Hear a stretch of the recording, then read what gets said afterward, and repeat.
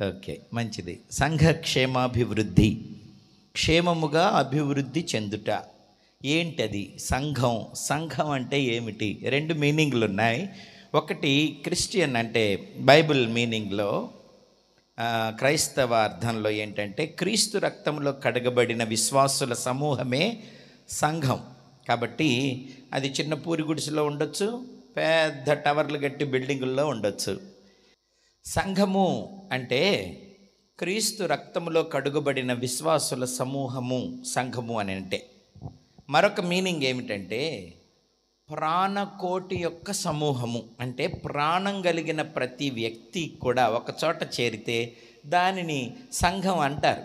కాబట్టి Christian మీనింగ్లో, Bible మీనింగ్లో యేసు రక్తంలో విశ్వాసం ఉంచిన వారు సంఘంగా పిలువబడతారు. అట్లాగే బయట కూడా చాలా సంఘాలు ఉంటాయి కదా, చాలా సంఘాలు, రిక్షా యూనియన్లు, ఆ తర్వాత టీచర్ యూనియన్లు, ఆ తర్వాత మేస్త్రి యూనియన్లు. ఈ సంఘం ఉంటుందే, అది ఏమిటి అని అంటే ప్రాణులు కలిసి జీవించుట, ఒకచోట ప్రాణులు కలిసి జీవించటాన్ని సంఘం అంటారు. టోటల్గా ఈ భూమిని దేవుడు మానవుల కొరకు కలుగ చేశాడు. మనమందరం కూడా కలిసి ఒక చోట జీవించాలి. ఒకరి కొరకు ఒకరము క్షేమాభివృద్ధి కలుగ చేసుకోవాలి, అంతేగాని ఒకరికొకరు నష్టం చేసుకోకూడదు. చాలాసార్లు మనం ఒకరికొకరు నష్టం చేసుకుంటుంటాము, అందుకనే మనము క్షేమాభివృద్ధి చెందము. రోమీయులకు రాసిన పత్రిక 15వ అధ్యాయం 2వ వచనంలో, రోమీయులకు రాసిన పత్రిక 15వ అధ్యాయము 2వ వచనం ఏం చెబుతుందో చూడండి. తన పొరుగువానికి క్షేమాభివృద్ధి కలుగునట్లు మనలో ప్రతివాడును మేలైన దాని యందు అతనిని సంతోషపరచవలెను. మరొకసారి బైబిల్ ఉన్న వారందరూ కూడాను, తన పొరుగువానికి క్షేమాభివృద్ధి కలుగునట్లు మనలో ప్రతివాడును మేలైన దాని యందు అతనిని సంతోషపరచవలెను. ఎవరికి? పొరుగువారికి. పొరుగువారు ఎక్కడ ప్రారంభమవుతారు? ఆ ఇంట్లోనే. మన పక్కనోడే మన పొరుగువాడంటే మన ప్రక్కన ఉన్నాడు. మీ ప్రక్కన ఉండేది ఎవరు? మొట్టమొదట మీ భార్యే, మీ భర్తే, అమ్మ నాన్న, అన్నదమ్ములు, అక్క చెల్లెళ్ళు. వీళ్ళు మొట్టమొదటి నీ ప్రక్కన ఉండేది.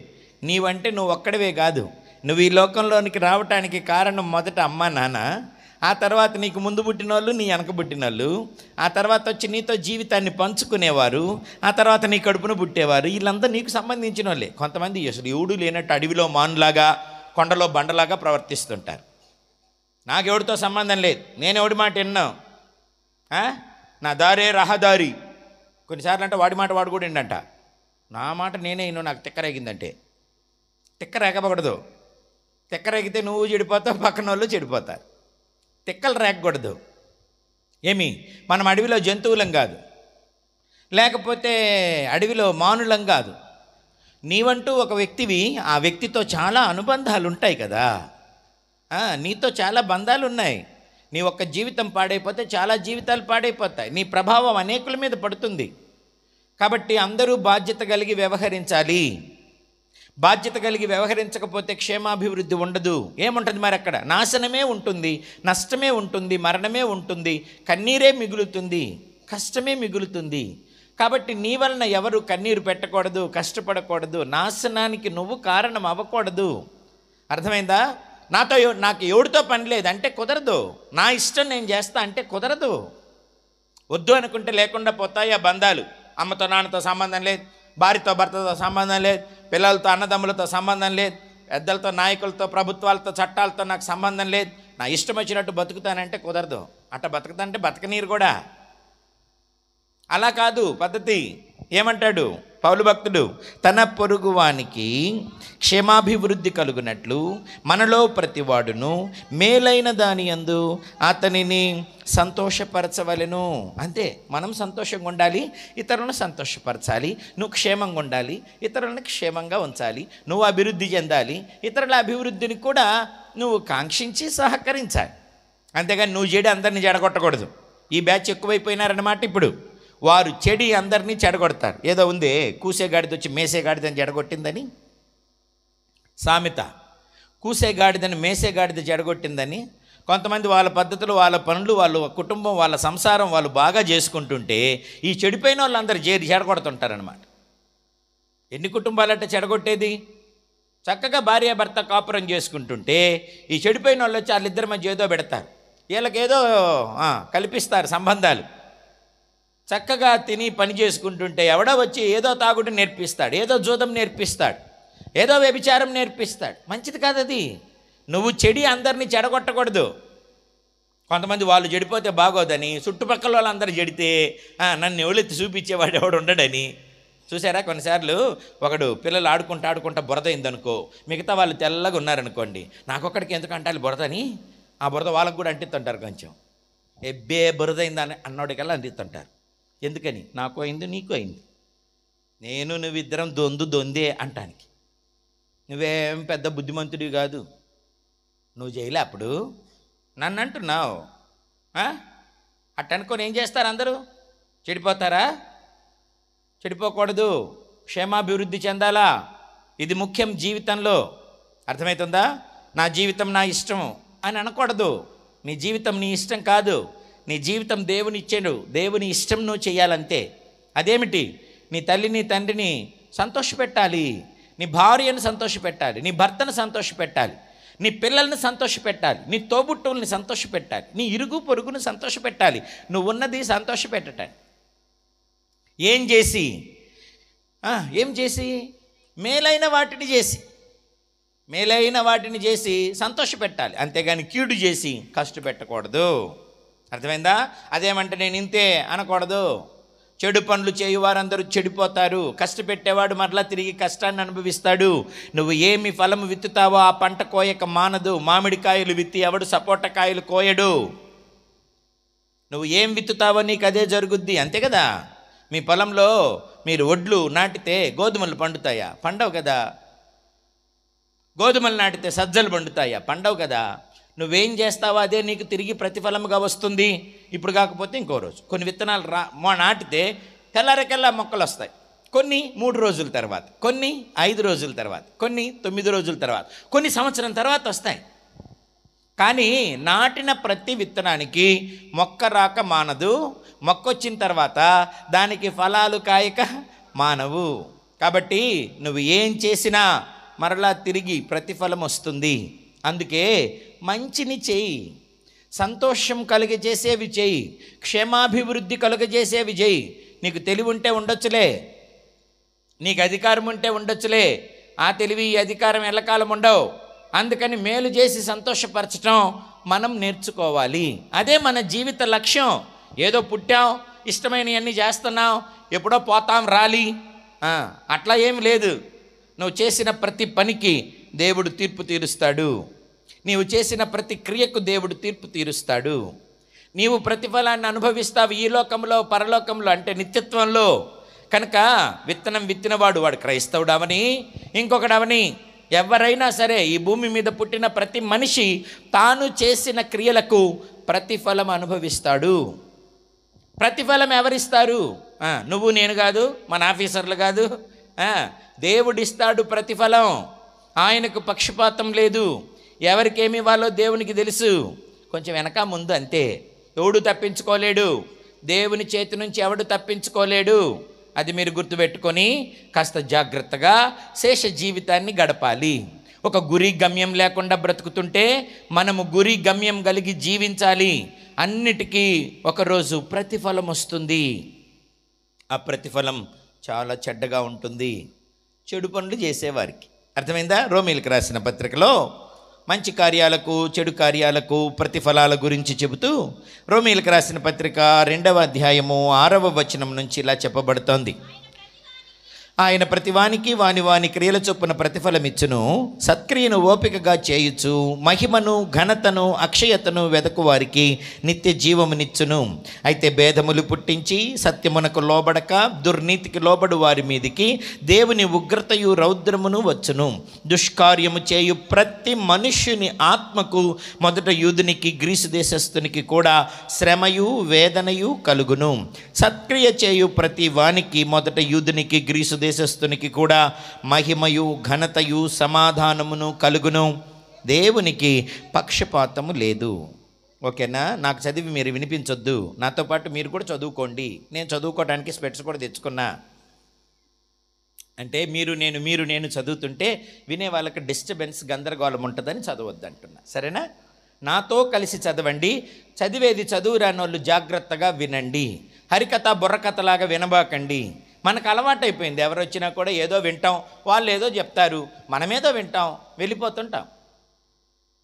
ఏదో విని వెళ్ళిపోవద్దు. ప్రభు అన్నాడు, చెవులు గలవాడు వినుగాక, చెవులు గలవాడు వినుగాక. అంటే అందరికీ చెవులు ఉన్నాయి కదా, మళ్ళీ ఎందుకు ఈ ప్రత్యేకంగా చెప్పటం, ఎందుకు ఇట్లా ప్రత్యేకంగా చెప్పటం అని అంటే, కొందరికి చెవులున్నా ఎనరో, అది సమస్య. వినటం అంటే వినకపోవటం కాదు, వింటే దానికి విధేయత చూపించాలి. మీ ఇంటికి ఎవరైనా చుట్టం వచ్చారనుకోండి, మీ పిల్లాడిని గబక్కున షాపుకు వెళ్ళి కొంచెం కాప్పొడి తీసుకురా, టీ పొడి తీసుకురా, బంధువులు వచ్చారని అంటే ఓ 10 రూపాయలు ఇచ్చి వాడిని పంపిస్తే, వాడు వెళ్తా మధ్యలో గోళీలాట ఆడేవాళ్ళని చూసి ఆ గోళీలాట ఆడుకుంటా అర్ధగంట అయినా రాలేదనుకో, ఇంక మీరు లోపల అటు ఇటు తిరుగుతుంటారు, తలుపు దగ్గరికి, కిటికీ దగ్గరికి. వీళ్ళనేమో కూర్చోండి, టీవీ పెడతా, కాఫీ పెడతా అని అంటారు. వాడేమో అర్ధగంట అయినా రాకపోతుండే, అప్పుడు ఏం చేస్తారు? అటు ఇటు తచ్చట్లాడి ఎంతసేపటికి ఇటు రావట్లేదు, ఏం చేశాడు ఇటు, ఎక్కడికి పోయాడని వెళ్తా ఉంటే మధ్యలో వాడు గోళీలాట ఆడుకుంటున్నాడు అనుకో, నా కొడక ఇక్కడ ఉన్నావరా నువ్వు, నీకేం చెప్పి పంపించాను రా, డబ్బులు ఎందుకురా ఇచ్చింది, ఎంతసేపు అయిందిరా చెప్పి అని లేపి జుట్టు పట్టుకొని కాలర్ పట్టుకొని చెప్పిన మాట వింటావా అంటే వాడు విన్నాడా వినలేదా? చెవులతో ఇప్పుడు మీరు వింటున్నట్టు విన్నాడు, డబ్బులు తీసుకున్నాడు, కొట్టు దగ్గరికి బయలుదేరాడు, కానీ పని జరగలా, మధ్యలో గోళీలాట దగ్గర ఆగిపోయాడు. అర్థమైందా? జోబులో 10 రూపాయలు ఉన్నాయి, మార్గం అదే, కానీ పని జరగలా. అందుకని ఈసారి చెప్పిన మాట వాడు అంటాడు, అమ్మ వింటానమ్మా అంటే ఇందాకేం లేదా, విన్నాడు. వీళ్ళిద్దరి బాధ ఏంటంటే ఆడు వింటానంటుంది చేస్తానని, ఈమె కూడా వింటావా అని అంటే దాని అర్థం చెప్పింది చేస్తావా అని అర్థం. ఓవర్కి వింటే కుదరదు, వినటము చెయ్యటంతో ముగించాల. కొంతమంది వింటారు వందల ప్రసంగాలు చేసేవాళ్ళు ఇప్పుడేం తక్కువయ్యారా? సంఘాలు ఎక్కువైపోయినాయి, సేవకులు ఎక్కువైపోయినారు, ఈ యూట్యూబ్ ఛానళ్ళు ఎక్కువైపోయినాయి, టీవీల్లో ప్రోగ్రాంలు ఎక్కువైపోయినాయి, వినేవాళ్ళు ఎక్కువైపోయారు, చేసేవాళ్ళు ఎవడు లేడు ఇక్కడ. చేయకపోతే విన్నా సుఖంలే. ఈ నా మాటలు విని వాటి ప్రకారం చేయువాడే బండ మీద తన ఇల్లు కట్టుకునిన బుద్ధిమంతుని పోలి ఉంటాడు. ఈ నా మాటలు విని కూడా వాటి ప్రకారం చేయకపోతే ఇసుక మీద తన ఇల్లు కట్టుకునిన బుద్ధిహీనుని పోలి ఉంటాడు. అదేమో నిలబడుతుందట, బండ మీద కట్టిన ఇల్లు, ఇసుక మీద కట్టిన ఇల్లు కూలిపోతుంది. దాని పాటు గొప్పది, దాని నష్టం గొప్పది. దానికి పెట్టిన ఇసుకేంటి, సిమెంట్ ఏంటి, ఐరన్ ఏంటి, కూలోళ్ళ పనేమిటి, పెట్టిన నీళ్ళేమిటి, అన్నీ వేస్ట్ కదా. ఇల్లు కూలిపోతే కొన్ని జీవితాలు అలా కూలిపోతున్నాయి. ఎందుకని? వాళ్ళు వినని దానిని బట్టి చేయరు. కానీ కొందరు ఒక్కటే వింటారు, జాగ్రత్తగా చేస్తారు. ఒకసారట ఒక అడవిలో ఒక తల్లి జింక వెళ్తూ తన కూతురు జింకతో చెప్పిందంట, పిల్ల జింకతోటి, సింహం వేటకొస్తాడు, వచ్చేటప్పుడు గాండ్రిస్తాడు, గర్జిస్తాడు. అలా గర్జించినప్పుడు నువ్వు గుహలోనే ఉండు, బయటికి రాబాకమ్మా, నేను వెళ్ళి నీకు ఆహారం తీసుకొస్తానని చెప్పి బయలుదేరిందట. అమ్మ చెప్పినప్పుడు బాగానే తల ఊపిందంటే ఈ పిల్ల జింక. అమ్మ వెళ్ళిపోయింది. ఈలోపు సింహం గర్జించిందంటే నేను వేటకొస్తానా అని సిగ్నల్ అన్నమాట సింహం గర్జించడంలో. కాబట్టి ఎవరైనా ప్రాణాలు కాపాడుకోవాలంటే పారిపోవచ్చేటోళ్ళటు. ఎవరు పారిపోకుండా రోడ్డు మీద నిర్లక్ష్యంగా ఉంటారో అది వచ్చే దారిలో వాటిని పట్టుకొని ముందు చంపి పడేసేసి రక్తం దాగి అక్కడ పెట్టి మరలా వేటకెళ్ళిద్దట, అక్కడ కూడా చంపి రక్తం దాగి దాన్ని కూడా అక్కడ పడేసిద్ది. అలా వెళ్తూ దానికి ఈ రోజుకి ఎంత కావాలో చూసుకొని అంతవరకు వేటాడి ఆ తర్వాత మరలా తిరిగి వచ్చేటప్పుడు వాటిని నింపాదిగా తింటదట. సింహానికి ఉన్న ఒక లక్షణం ఏంటంటే కుక్కలాగా 24 గంటలు తిందో. కొన్ని కుక్కలు 24 గంటలు తింటానే ఉంటాయి, తిని అరక్కపోతే కక్కుంటాయి, కక్కున్న దాన్ని కూడా మళ్ళీ తింటుంటాయి అనుకో. సింహం అలా చేయదు. సింహం ఆకలి తీరేంత వరకు తింటదట. ఆకలి తీరిన తర్వాత ఇక దేన్ని వేటాడదు. ఆకలి తీరిన తర్వాత ఇక దేనిని వేటాడదు. నీ దయలో నేనున్నా ఇంతకాలం, నీ కృపలో దాటినావు గతకాలం. నీ దయలో నేనున్నా ఇంతకాలం, నీ కృపలో దాచినావు గతకాలం. నీ దయలే నీదే నేనేమౌదునో, నీ దయలే నీదే నేనేమౌదునో తెలియదయ్యా. నీ దయలో నేనున్నా ఇంతకాలం, నీ కృపలో దాచినావు.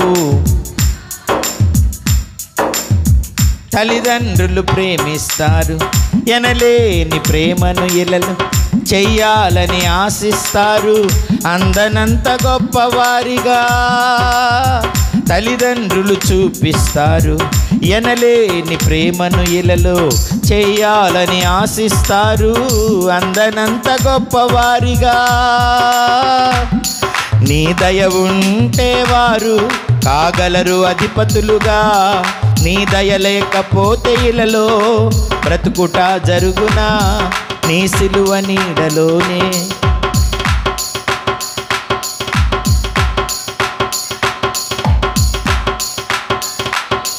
నీ దయలో నీ కృపలో దాచినావు. ఈ అడవిలో జరిగిన సంగతి చెబుతున్నాను కదూ. వాళ్ళమ్మ లోపలుండమ్మా, వేటొచ్చేటప్పుడు సింహం వేటాడేటప్పుడు దానికి ఎదురుపోబాకే అని చెప్తే వాళ్ళమ్మని అటు పోనిచ్చి సింహం రావటం కూడా చూసి దాని వేట విధానం అంతా చెప్పినా కూడా పట్టించుకోకుండా సింహానికి ఎదురు నిలబడిందట. ఆ దారిలో అది రావడం లేతగా కనపడితే దాని గొంతు కొరికేసేసి రక్తమంతా తాగి ఆ ప్రక్కన పడేసేసి ఇంకొక జంతువు కోసం వెళ్తుందట. అలా వెళుతూ ఉంటే అది అట్లా వెళ్ళిపోగానే వెంటనే ప్రక్కనున్న ఒక గుంట నక్క వచ్చి ఆ జింకపిల్ల యొక్క చెవుల వరకు కొరికేసేసిందట. ఎందుకు కొరికేసిందో తెలుసా? ఏదైనా ఎంగిల్ చేస్తే సింహం తిందట, వేరే జంతువు ఎంగిల్ చేస్తే తాను వేటాడిన తర్వాత. అందుకని ఎంగిల్ చేసినట్టుగా ఈ చెవుల వరకు కొరికేసేసి మరలా వెళ్ళి పొదలో దాక్కుంటే ఇది మరలా వేటాడి వెనక్కి వచ్చేటప్పుడు అది వేటాడిన అన్నిటిని తింటది, కానీ నేను ఎంగిల్ చేసింది ఇది తినకుండా వెళ్ళిపోతే ఆ తర్వాత నేను పండగ చేసుకోవచ్చని ఆ గుంట నక్క ప్రక్కన ఎదురు చూస్తుందట. సింహం మరలా వచ్చిందట.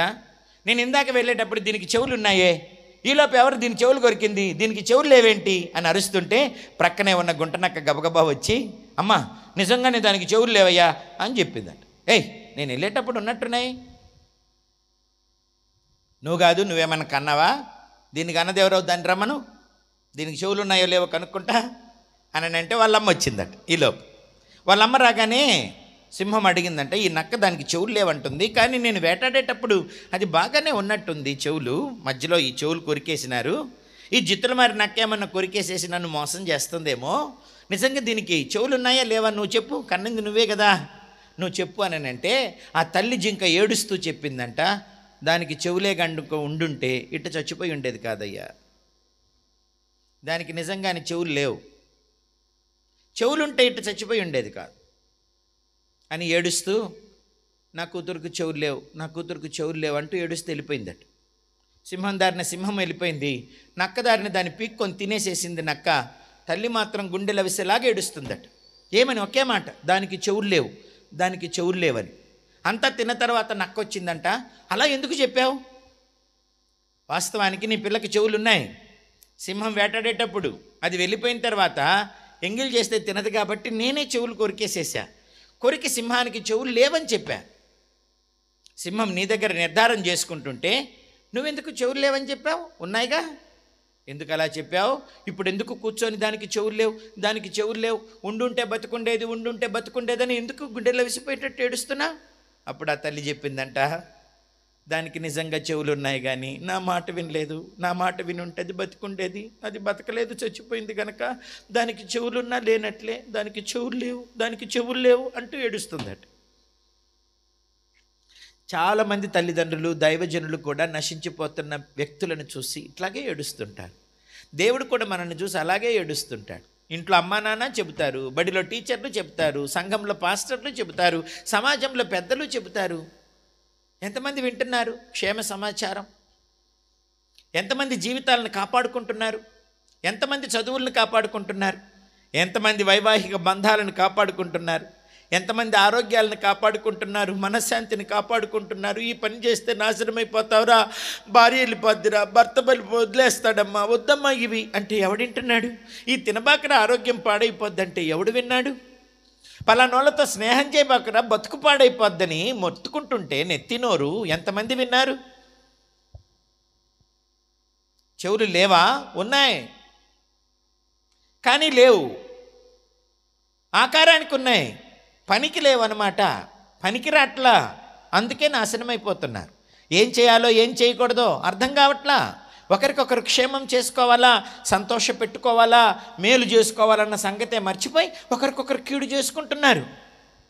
తమ్ముడికి అక్క, అక్కకు తమ్ముడు, అన్నదమ్ముళ్ళు, భార్యాభర్తలు, తల్లిదండ్రులు, పిల్లలు కీడు చేసుకుంటే ఎట్లాగండి మనం బతికి బట్టకట్టేది? ఎట్లాగండి మనం అభివృద్ధి చెందుతాం?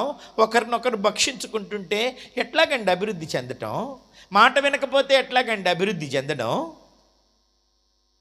మాట వినకపోతే ఎలా అభివృద్ధి చెందడం? 2005వ సంవత్సరంలో మంచిర్యాలలో నేను ఒక కాలేజీకి హెచ్ఓడిగా పనిచేస్తున్నాను.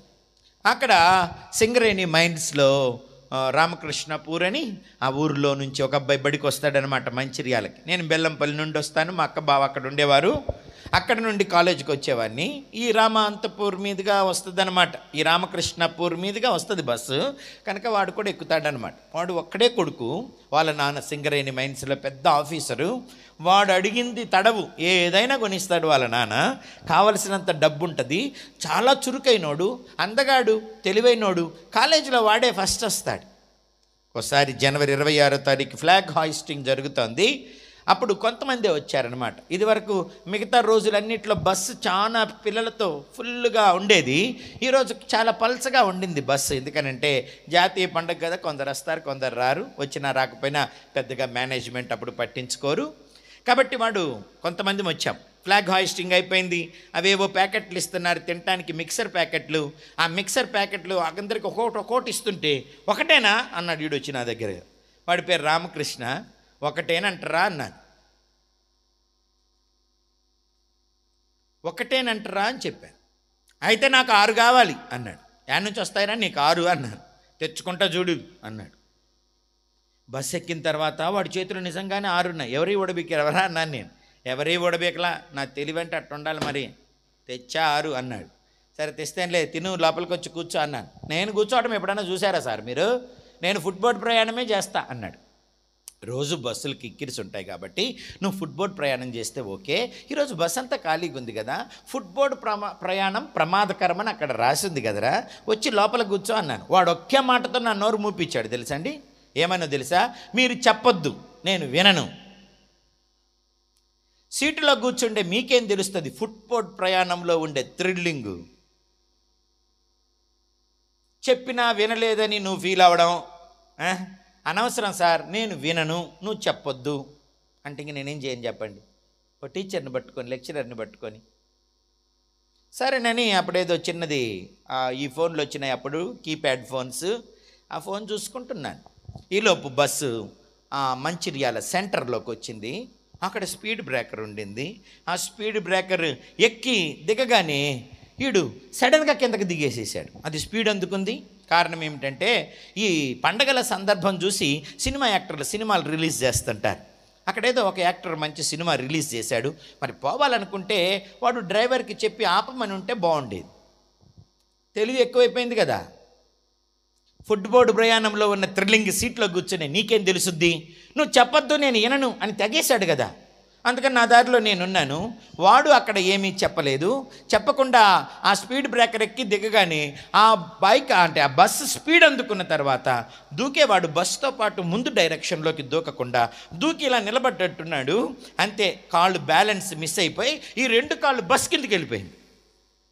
వెళ్ళిపోతే వెనక్కుండే 2 గాన్లు ఉంటాయి కదా, ఆ 2 గాన్లు ఈ చట్రం మీద నుంచి ఎక్కి వెళ్ళిపోతే టప్ అని శబ్దం. స్పీడ్ బ్రేకర్ అయితే 2 గాన్లు ఒకేసారి దిగుతాయి కదా. వీడు బస్సు కింద పడేసరికి ఒకగానే పైకి లెగిసి దిగింది. ఎప్పుడైతే పైకి లెగిసి దిగి టప్ అనే శబ్దం వచ్చిందో సైడ్ మిర్రర్లో నుంచి డ్రైవరు వెనకకు చూసి సార్ ఎవడో పడిపోయాడు సార్ అని ఇక గేట్ తీసుకొని పరిగెడుతున్నాడు. నేనన్నాను, ఏం మనిషివిరా నువ్వు, గేట్ తీసుకొని పరిగెడతావు? వాడికి ఏమైందో చూడాలి కదా, రారా. ఏమైనా అయితే కోర్టు కేసు అయితే నేను చెబుతా. నీ తప్పేమి లేదు కదా, వాడు చెప్పపెట్టకుండా దిగాడు, అలా వదిలేసిపోతే ఎట్లా, బ్రతికించే ప్రయత్నం ఏదో ఒకటి చేస్తాం, నువ్వు తొందరగా రా అని చెప్తే వాడు పరిగెత్తేవాడు కాస్త నేను ఇచ్చిన భరోసాతో ఆగి వచ్చాడు. వస్తే వీడు కదలలేకపోతున్నాడు, లోపల అన్నీ పగిలిపోయినాయి, ప్యాంటు పిగిలిపోయింది, రక్తము మోషను పాసు 3 ఒకటే వస్తున్నాయి. వాడంటాడు, సార్ నేను కింద ఏం కదలటం లేదు సార్. సార్ నాకేమైంది సార్, నాకేమైంది సార్ అన్నాడు. టెన్షన్ పెడితే కష్టమని ఏం అవ్వలేదు లేరా, ఏం అవ్వలేదు, ఊరికే గానెక్కింది. మరి ఏంటి సార్ కింద ఏం కదలటం లేదు, నేను పైనే కదులుతున్నాను అన్నాడు. అట్లాగే ఉంటుంది లేరా, ఇప్పుడే కదా గానెక్కింది, ఏం భయపడబాకని అక్కడే బట్టల షాప్ ఉంటే వాళ్ళని ఒక దుప్పటి అడిగి ఆ దుప్పటిని వాడి కింద నుంచేసి 4 చెంగుల పాత్రలాగా చేసి ఈ డ్రైవర్ని కొంతమంది స్టూడెంట్స్ని పట్టుకోమని దగ్గరలోనే హాస్పిటల్ ఉంటే గబాగబా మంచిర్యాల హాస్పిటల్కి తీసుకెళ్తున్నాం. ఇలా తీసుకెళ్తుంటే మొత్తం బడబడ కారిపోతుందండి, రక్తం ఓటలాగా కారుతుంది. తీసుకెళ్ళిపోయి అక్కడ పడుకోబెట్టాము ఎమర్జెన్సీలో. వాళ్ళు టెస్ట్ చేసి చెప్పారు, సార్ మోషను పాసు ఆ తర్వాత బ్లడ్ 3 ఒకటైపోయినాయి, ఇట్లయితే ఇన్ఫెక్షన్ వచ్చేస్తుంది, బ్రతకటం కష్టం, లోపల ఉన్న కిడ్నీలు సెక్స్ ఆర్గన్స్ అన్నీ పగిలిపోయినాయి సార్, వాడు బతకటం కష్టం, ఇమ్మీడియట్గా తను ఏమైనా కరీంనగర్ జనరల్ హాస్పిటల్కి తీసుకెళ్ళండి అన్నారు. తీసుకెళ్ళమంటే ఆ రకంగా రక్తం వస్తుంటే ఏం చేస్తాం, ఏదైనా ఆపండి అన్నాను. ఆపటానికి ప్రధానమైన రక్తనాళాలన్నీ పగిలిపోయి ఎముకలన్నీ పగిలిపోయి ఛిద్రమైపోయినాయండి, ఎట్లా ఆపుతాం, ఆపలేం. మరి పోనీ అంబులెన్స్ అన్న తొందరగా పిలిపించండి అని చెప్పాను. అంబులెన్స్ను వచ్చింది. ఈలోపు అంబులెన్స్ వచ్చేలోపు వీడు నన్ను పిలిచాడు. కొంచెం నొప్పి తెలుస్తున్నట్టుంది. సార్ జువాలజీ సార్ అన్నాడు. ఏమిరా రామకృష్ణ అన్నాను. సారీ సార్ అన్నాడు. ఎందుకురా అన్నాను.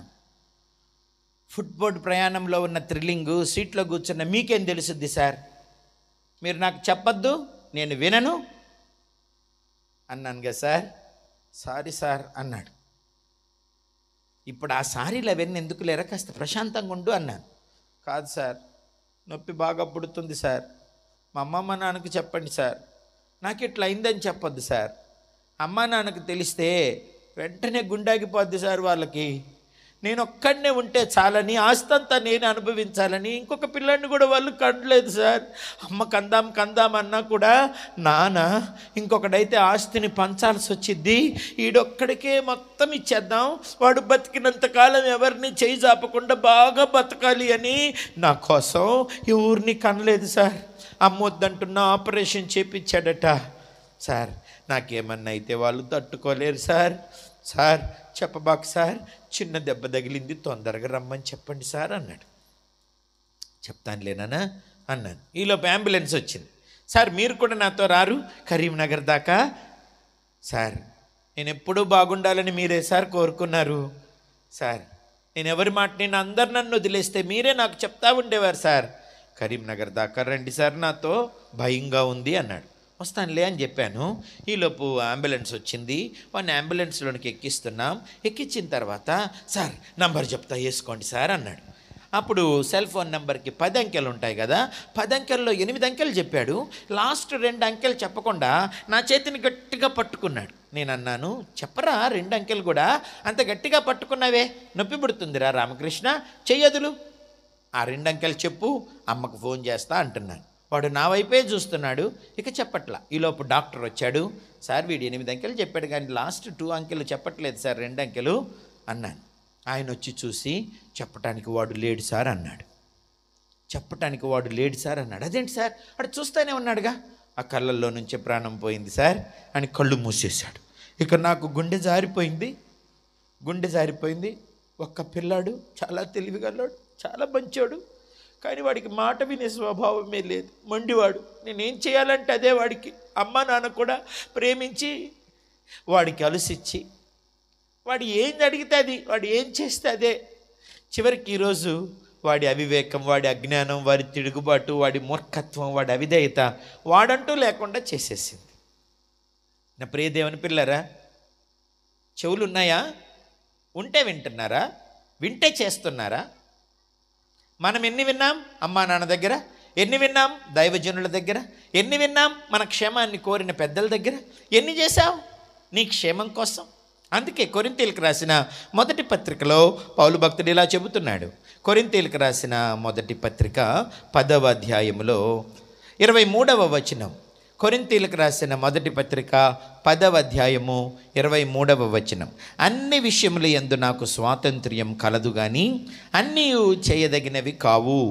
అన్నిటి యందు నాకు స్వాతంత్ర్యం కలదు గాని అన్నీ క్షేమాభివృద్ధి కలుగ చేయవు. కొరింథీయులకు రాసిన మొదటి పత్రిక 10వ అధ్యాయము 23వ వచనం చదివించాను.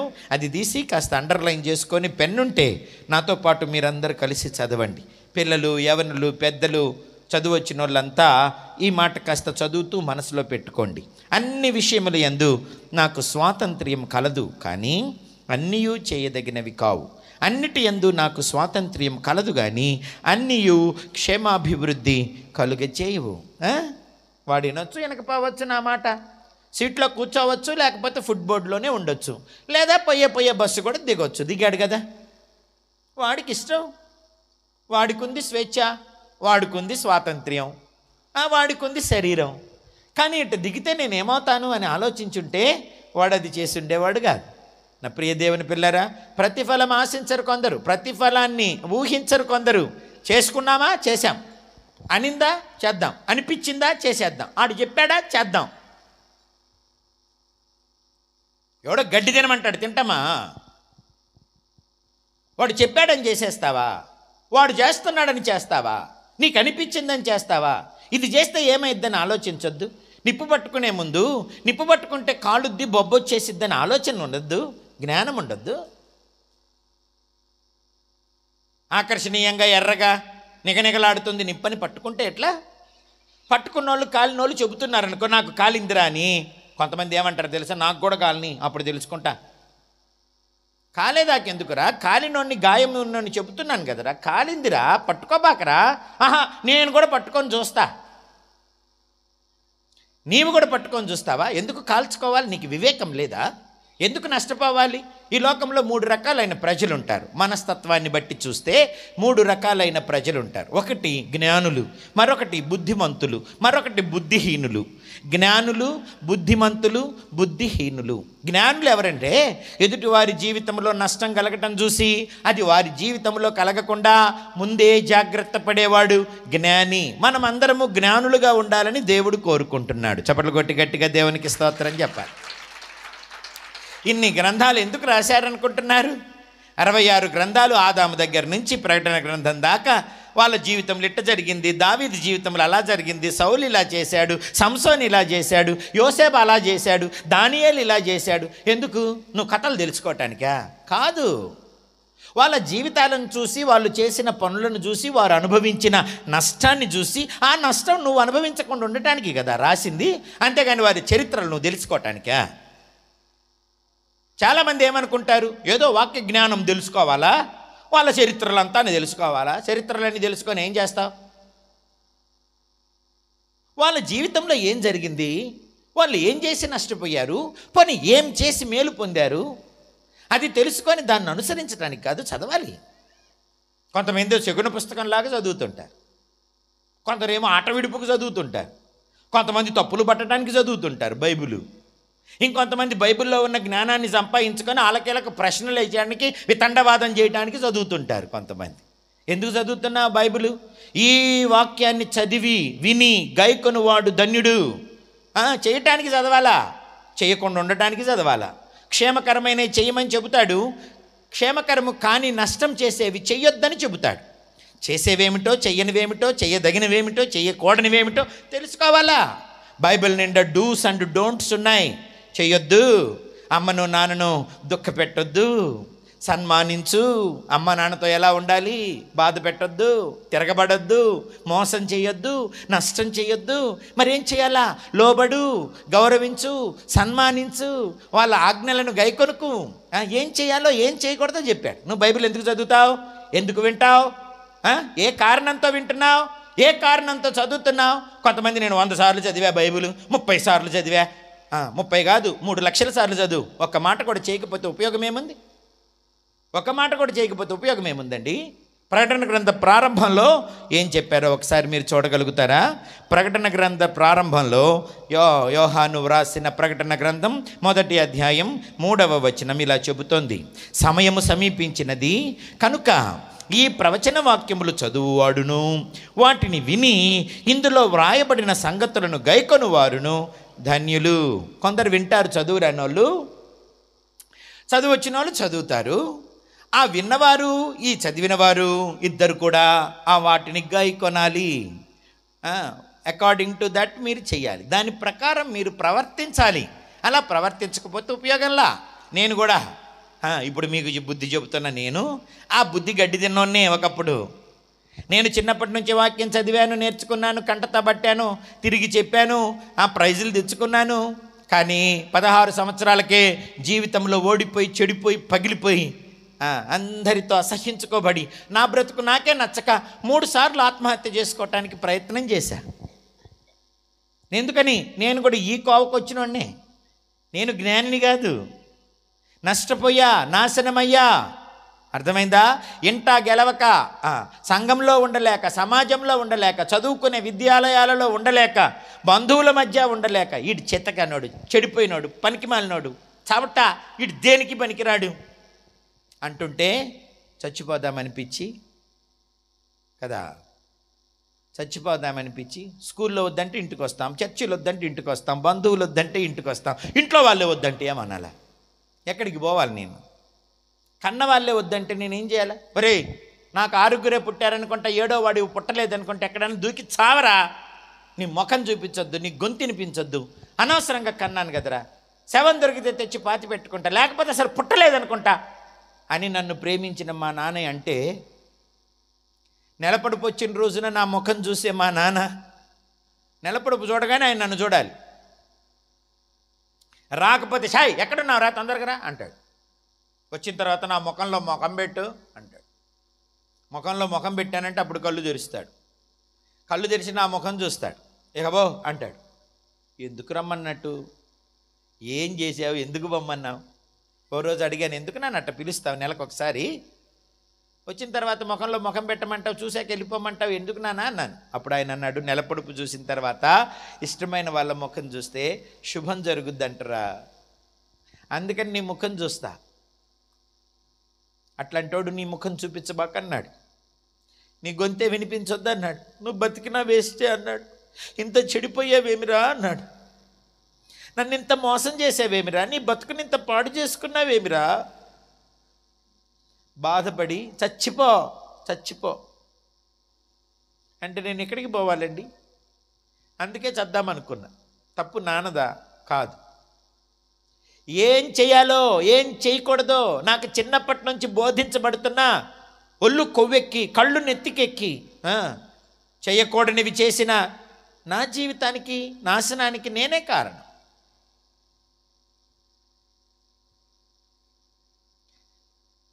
చెప్పేవాళ్ళు లేక చెడిపోతే అదొక చందం. చెప్తున్నా కూడా చెడిపోతే ఏం చేస్తాం? ఆ ఎల్లో షర్టోడు ఇందాకటి నుంచి వాక్యం ఇంటర్లో అక్కడ కూర్చొని ఏంటో చేస్తున్నాడు. వాళ్ళని గదిలిస్తాడు, వీళ్ళని గదిలిస్తాడు, ఆ పక్కన వాళ్ళని. ఇటు తిరగరా బాబు, ఇటు తిరుగు. ఆ పక్కన ఆయన నువ్వు నవ్వింది చాలే, నా వైపు చూడయ్యా. పెద్ద మనుషుల్లా కూర్చున్నారు అరుగు మీద. పెద్దవాళ్ళు కూర్చుంటే సరి, ఇక్కడ వచ్చి చక్కగా ముందు కూర్చోవచ్చు కదా. అక్కడేడో కూర్చుంటే మిమ్మల్ని నోడు చూస్తాడు. ఇప్పటికి ఇందాకటి నుండి చూస్తున్నా కానీ మీరేమి ఈ లోకంలో లేరు.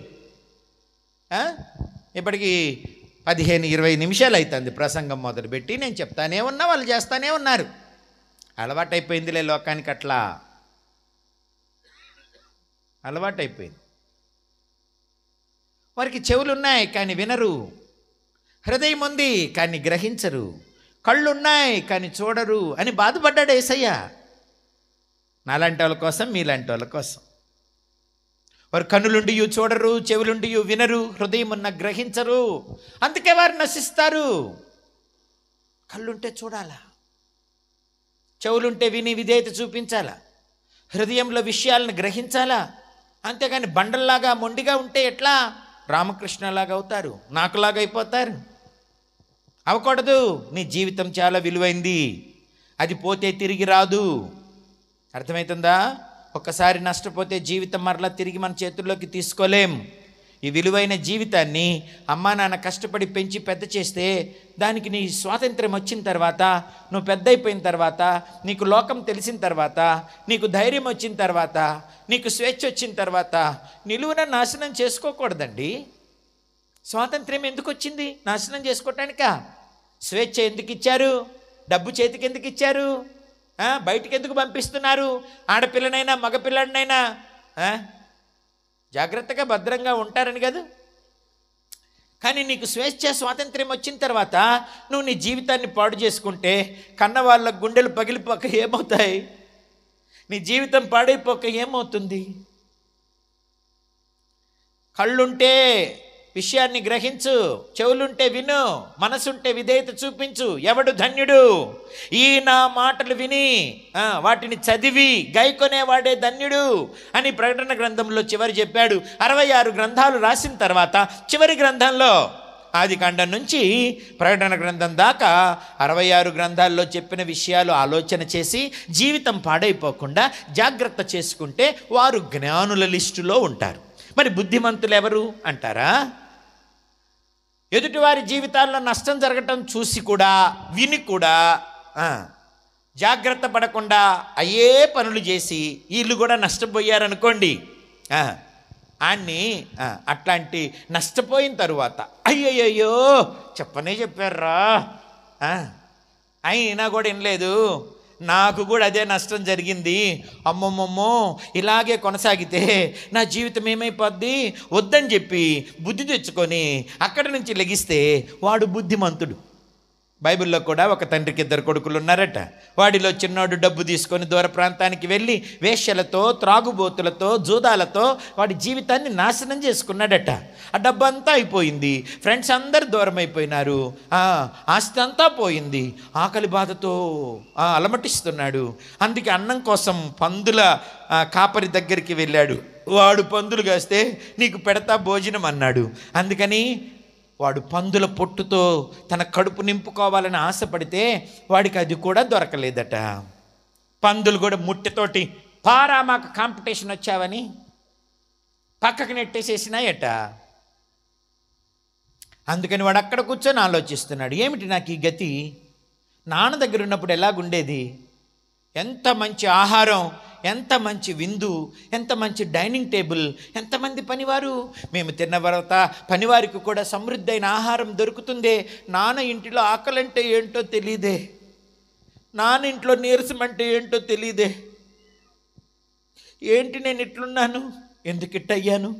నాన్నను వదిలిపెట్టి రావటమే కదా, ఈ ఫ్రెండ్స్ని నమ్మటమే కదా, నా డబ్బంతా తీసుకొని నన్ను వదిలేసిన ఈ దుర్మార్గుల్ని నమ్మడమే కదా, ఎందుకు నా బతికెట్టయిపోవాలి, నేను ఇక్కడెందుకు చావాలి? నేను మరలా లెగిసి నా తండ్రి దగ్గరికి పోతా, క్షమించమని అడుగుతా. ఆయన క్షమించి చేర్చుకుంటే పనివాడిగా ఉంటా. ఆ పనిగాడిగా ఉంటే అంత పట్టుడన్నం దొరుకుద్ది కదా నాకు. ఈ పందుల పట్టు కూడా దొరకక నేను ఎందుకు ఇక్కడ బాధపడాలి అని ఆలోచించి సమూలంగా నాశనం అవ్వకముందు అక్కడ నుంచి లెగిసి శక్తి కూడగట్టుకుని మెల్లమెల్లగా తండ్రి ఇంటి దగ్గరకు వచ్చాడు. వాడు దూరం ఉండటం చూసి తండ్రి పరిగెత్తుకొని వెళ్ళి వాడి బిడ్డ మీద పడి ముద్దు పెట్టుకొని క్షౌరం చేపించి, స్నానం చేయించి, బట్టలు మార్చి, ఉంగరం ఇచ్చి, చెప్పులు తొడిగించి, పెద్ద విందు చేసి, అంతా డెకరేషన్ చేసి, అందరినీ పిలిచి, చచ్చిపోయిన నా కొడుకు తిరిగి బ్రతికాడు, తప్పిపోయిన నా కొడుకు తిరిగి దొరికాడు, మనం సంతోషించి ఆనందిందాం రండి అని అందరినీ పిలిచాడట. ఏయ్, డబ్బులన్నీ బాగొట్టుకొని నాశనం చేసి ఎట్టొచ్చారో, సిగ్గులేని కుక్క, వెళ్ళిపోరు ఇక్కడి నుంచి, నీ ముఖం చూపించొద్దు మళ్ళీ నాకు, అరే పనోళ్ళు వచ్చి ఈయన ఈడ్చి బయటపడేయండి రా అన్నాడా అండి? అనలా. ఈడ్చి బయటపడేయండి అనలా. మెడ మీద పడ్డాడు, ముద్దు పెట్టుకున్నాడు, పోగొట్టుకున్నవన్నీ తిరిగి ఇచ్చాడు. అంతా కృప ద్వారానే చేశాడు. ఈడు బుద్ధిమంతుడు. అక్కడ రాయబడిన మాట, వానికి బుద్ధి వచ్చినప్పుడు, వానికి బుద్ధి వచ్చినప్పుడు. నేను ఎందుకు ఉండాలి ఇట్లా, నేను ఎందుకు అవ్వాలి ఇట్లా? చెప్పనే చెప్పారు, అయినా వినలేదు, చివరికి బతికెట్టు అయిపోయింది, ఇక్కడే ఉంటే సస్తానేమో, చావకముందే నాన్న దగ్గరికి వెళ్దాం అనుకున్నాడు. వాడు బుద్ధిమంతుడు. ఆ బుద్ధిమంతుల లిస్టులో నేను కూడా చేరా. నాకు జ్ఞానుల లిస్టులో చేసే అవకాశం ఉండి కానీ, చేరే అవకాశం కానీ చేరలా. చెప్పాను కదా, ఒళ్ళు కొవ్వెక్కి కళ్ళు నెత్తికెక్కి మనస్సు మదించి జ్ఞానులుగా ఉండే అవకాశాన్ని కోల్పోయాను. పోనీలే, అది పోతే పోయింది, రెండో ఛాన్స్ బుద్ధిమంతున్నాను అయ్యా. బుద్ధిహీనులు అంటే ఎవరో తెలుసా? ఎదుటివారి జీవితంలో నష్టం జరగటం చూసి అది వారి జీవితంలో ఒకసారి అనుభవించినా ఆ స్థితిలో నుంచి చిన్న కుమారుడిలాగా నాలాగా లేచి రాకుండా అక్కడే ఉండి దెబ్బ మీద దెబ్బ తింటా, నష్టం మీద నష్టం అనుభవిస్తా, సమూలంగా నాశనమై ఈ లోకంలోనే పేరు చెడిపేసుకుంటారే, వాళ్ళు బుద్ధిహీనులు. ఆ లెక్క ఎక్కువైపోయింది ఇప్పుడు. వాస్తవానికి జ్ఞానుల లెక్క ఎక్కువ ఉండాలా? జ్ఞానం లేకపోతే కనీసం బుద్ధి అన్నా ఉండాలి. ఆ బుద్ధి కూడా లేకపోతే ఏం చేయటం మరి? నాశనమైపోవటమే ఇంకా. అందుకే చాలామంది నాశనం అయిపోతున్నారు. నేను క్రైస్తవులను ఉద్దేశించి మాట్లాడట్లా, మానవ జాతిని ఉద్దేశించి మాట్లాడుతున్నా. మానవ జాతిని ఉద్దేశించి అమెరికా నుంచి ఆస్ట్రేలియా దాకా భూమి మీద ఉన్న ప్రతి మానవుడు బుద్ధిహీనుడై నశిస్తున్నాడు. జాగ్రత్త లేదు, లెగవడం లేదు, మేల్కోవటం లేదు, సరిదిద్దుకోవటం లేదు జీవితాన్ని. కానీ వస్తుంటారు, వింటుంటారు, పోతుంటారు, వస్తుంటారు, వింటుంటారు, పోతుంటారు. నా ప్రియ దేవుని పిల్లరా, నాశనం అయిపోకూడదు. దేవుని దగ్గరికి రావాలా? అదేదో పాట ఉంది, చాచిన చేతులతో ఎదురు చూచుచుండెను, వేచిన నీ తండ్రి కనులు నిదుర ఎరుగక ఉండెను. ఓ చిన్ని తనయా, నీకిన్ని శ్రమలేలనయా, నీ తండ్రి ప్రేమను గనవా, నీ ఇంటికే తిరిగి రావా. ఓ చిన్ని తనయా, నీకిన్ని శ్రమలేలనయా, నీ తండ్రి ప్రేమను గనవా, నీ ఇంటికే తిరిగి రావా. చాచిన చేతులతో ఎదురు చూచుచుండెను. పనివారు సైతం నీ తండ్రి ఇంట రుచి అయిన అన్నం తినుచుండగా, పనివారు సైతం నీ తండ్రి ఇంట రుచి అయిన అన్నం తినుచుండగా, కనికరము చూపే వారెవరు లేక, కనికరము చూపే వారెవరు లేక, శుచిలేని పొట్టుకై ఆసింతువా, శుచిలేని పొట్టుకై ఆసింతువా. ఓ చిన్ని తనయా, నీకిన్ని శ్రమలేలనయా, నీ తండ్రి ప్రేమను గనవా, నీ ఇంటికే తిరిగి రావా. చాచిన చేతులతో ఎదురు చూచుచుండెను, వేచిన నీ తండ్రి కనులు నిదుర ఎరుగక ఉండెను. ఆ చాచిన చేతులతో పరమ తండ్రి మనందరి కోసం ఎదురు చూస్తున్నాడు. నశించిపోకూడదు. ఎవడు నశించడం దేవునికి ఇష్టం లేదు. అందరూ అంతటా మారు మనసు పొందాలి. మారు మనసు పొందటం అంటే మళ్ళుకోవటం. వేటి నుంచి మళ్ళుకోవాలి? నిన్ను నాశనం చేసే స్థలాల నుంచి, వ్యక్తుల నుంచి, స్నేహాల నుంచి, పద్ధతుల నుంచి, అలవాట్ల నుంచి నువ్వు మేలుకోవాలి. బుద్ధిహీనులు అవ్వకూడదు. జ్ఞానులు మెట్ట అవలేకపోయాములే, కనీసం బుద్ధిమంతులం అవ్వద్దు. అయ్యే అవకాశం నాకు వచ్చింది, వినియోగించుకున్నాను. 16వ సంవత్సరంలో నాశనమైపోవాల్సిన నా బ్రతుకు దేవుని అపారమైన ప్రేమ ద్వారా రక్షించబడింది. ఇప్పుడు నాకు 48 సంవత్సరాలు, 32 సంవత్సరాలు దేవుడు అద్భుతంగా నా బ్రతుకును మార్చేసినాడు. నా ప్రియ దేవుని పిల్లరా, మారాను కనుక చెబుతున్నా, నష్టపోయాను కనుక మీరు నష్టపోకూడదని బ్రతిమలాడుతున్నా. ఎందుకింత సీరియస్గా ఇంతసేపు వినండి వినండి వినండి అని అనగాలి. విన్నా వినకపోయినా నేను చెప్పాలనుకున్నాయి చెబితే నాకు పెట్టాల్సింది పెడతారు, నాకు ఇవ్వాల్సింది ఇస్తారు, నేను వచ్చిన దారిలో వెళ్ళిపోతాను కదా. ఎందుకు మిమ్మల్ని అంతసేపు అడగడం? అక్కడెవడో వాడు మాట వినకపోతే వాడిని, ఇక్కడ పిల్లలు అల్లరి చేస్తుంటే వీళ్ళని, కుక్కను చూస్తే మిమ్మల్ని. ఇవన్నీ అవసరమా? నేను అనుకున్న సబ్జెక్టు టకాటకా చెప్పి నా దారిని నేను పోకూడదు? కానీ నేను కేవలం చెప్పటానికి రాలా, మిమ్మల్ని అందరినీ ప్రభువు తట్టు తిప్పటానికి వచ్చాను. మీ జీవితంలో క్షేమాభివృద్ధి చూడాలని ఆశించాను, చెప్పుకొని పోవటానికి రాలేదమ్మా. నేను ఈరోజు ఇక్కడ కూర్చొని వాక్యం వినే ఏ చిన్న బిడ్డ, ఏ యవనస్తుడు, ఏ తల్లి, ఏ చెల్లి, ఏ బిడ్డ ఎవ్వరూ నశించకూడదు. ఈరోజు ఈడుపు గల్లులో దేవుని మాట వింటున్నా, దూరంగున్నా దగ్గరగున్నా ఈ నాశనాన్ని తప్పించుకునే అవకాశాన్ని నువ్వు వినియోగించుకోవాలి. అది నా ఉద్దేశం.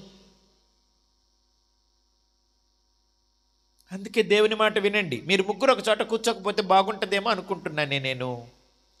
వాళ్ళిద్దరు సీరియస్గా వాక్యం వింటున్నారు. ఈ మధ్యలో ఈ పింక్ డ్రెస్ అమ్మాయి వాళ్ళ నీళ్ళని కదిలిస్తోంది. అందుకే కుర్రోళ్ళు పిల్లలు అమ్మోళ్ళ దగ్గర కూర్చుంటే బాగుంటుంది. మీరు ఒక చోట కూర్చుంటే మీరు డిస్టర్బ్ అవుతారు, పక్కన వాళ్ళని డిస్టర్బ్ చేస్తారు. Very bad.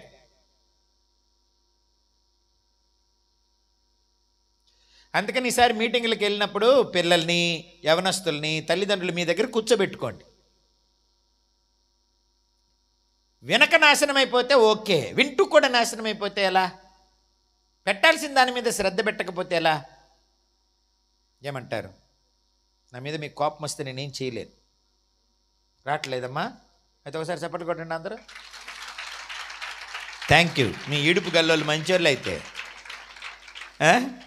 ఈడుపు గల్లోళ్ళు చాలా మంచోళ్ళు. నా హృదయ వేదన అర్థం చేసుకుంటున్నారు.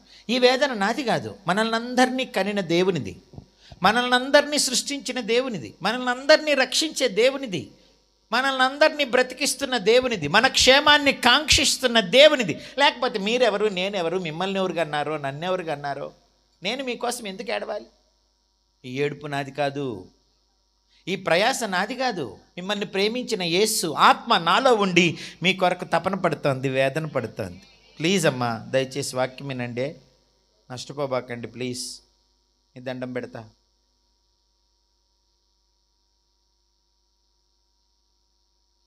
శ్రద్ధగా వినాలే. అన్నీ చేయదగినవి కావు. ఏం చేస్తున్నావు, ఏ దశలో నువ్వు ఉన్నావు అర్థం చేసుకోండి. రండి ఇక్కడికి. కొరింథీయులకు రాసిన మొదటి పత్రిక 10వ అధ్యాయంలో మనం చదివాం కదా, 23వ వచనం. అన్ని విషయముల యందు నాకు స్వాతంత్ర్యం కలదు కానీ అన్నీయూ చేయదగినవి కావు. అన్నిటి యందు నాకు స్వాతంత్ర్యం కలదు కానీ అన్ని క్షేమాభివృద్ధి కలుగ చేయవు. బస్సులో నుంచి బయటికి దూకటం రామకృష్ణకు ఓకే, వాడికి స్వేచ్ఛ ఉంది, కాళ్ళు ఉన్నాయి, డబ్బు ఉంది, దిగుతాడు, రోడ్డు ఉంది. కానీ క్షేమం కలిగిందా? కలగలా. మరి అన్నీ చేసే అధికారం ఉందిలే, స్వాతంత్ర్యం ఉందిలే. నిన్నోడు ఆపుతాడు కానీ ఎవడూ ఆపకుండా నాశనం అయిపోతే ఎట్లా? కొన్నిసార్లు నువ్వు నశించకుండా ఉండటానికి నిన్ను ఆపాలా. ఓకే, ఆపే వాళ్ళ మాట వినాలా. ఆపినా కూడా కట్టలు తెంచుకొని పోకూడదు. కొంతమంది ఆపినా కూడా కట్టలు తెంచుకొని పోతారు, ఇంకా తిరగబడతారు, కొడతారు. అమ్మ నాన్న ఆపారనుకో తిరగబడి కొడతారు కూడా వాళ్ళని. టీచర్లు ఆపారనుకో, ఈ మధ్య కొడితే టీచర్లను కత్తులతో పొడుస్తున్నారంట పిల్లలు. ఇదివరకే మా కాలంలో కోపం ఉంటే టీచర్ల టైర్లకి, సైకిల్ టైర్లకి పంచర్లు పెట్టేవాళ్ళు మా కాలంలో. ఇప్పుడు ఏకంగా కత్తులు తీసుకొని పొడుస్తున్నారంట టీచర్లని. ఏయ్, నన్ను అడుగుతావా? అందరి ముందు నన్ను అడుగుతావా? నాకు చెప్తావా? నా గురించి మా అమ్మ వాళ్ళకి కంప్లైంట్ ఇస్తావా? ప్రిన్సిపల్కి కంప్లైంట్ ఇస్తావా? నా ఇష్టం చేయొద్దంటావా?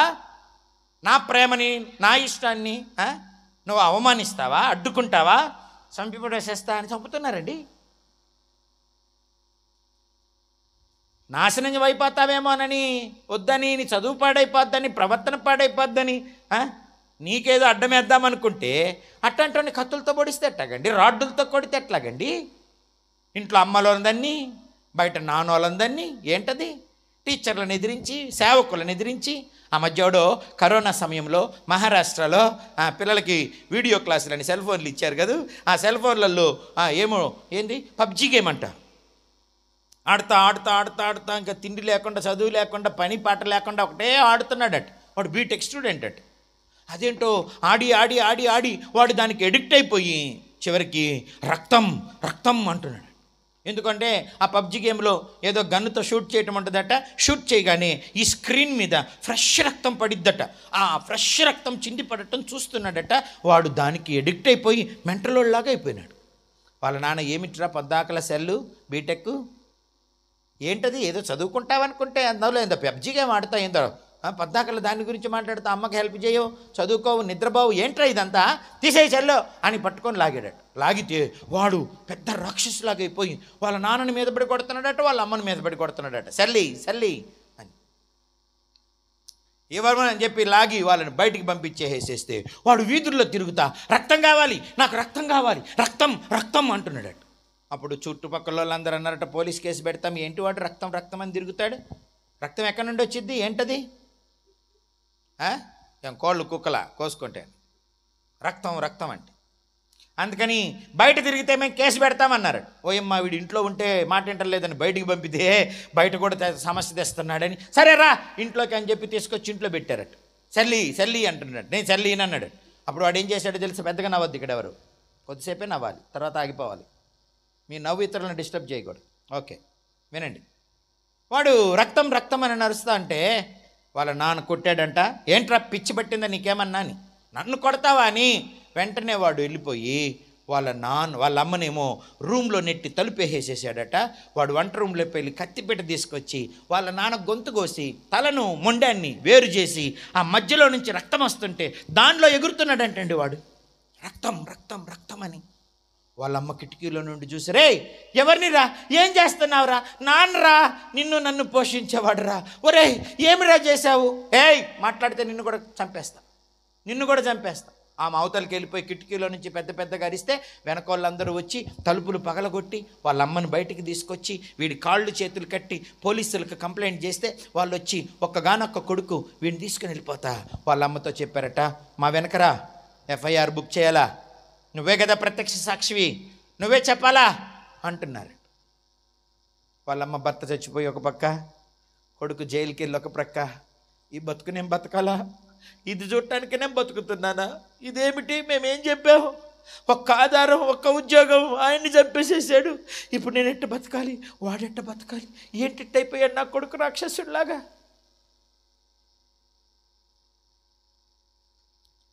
ఇదే కొరింథీ పత్రిక 6వ అధ్యాయంలో ఓ మాట ఉంది.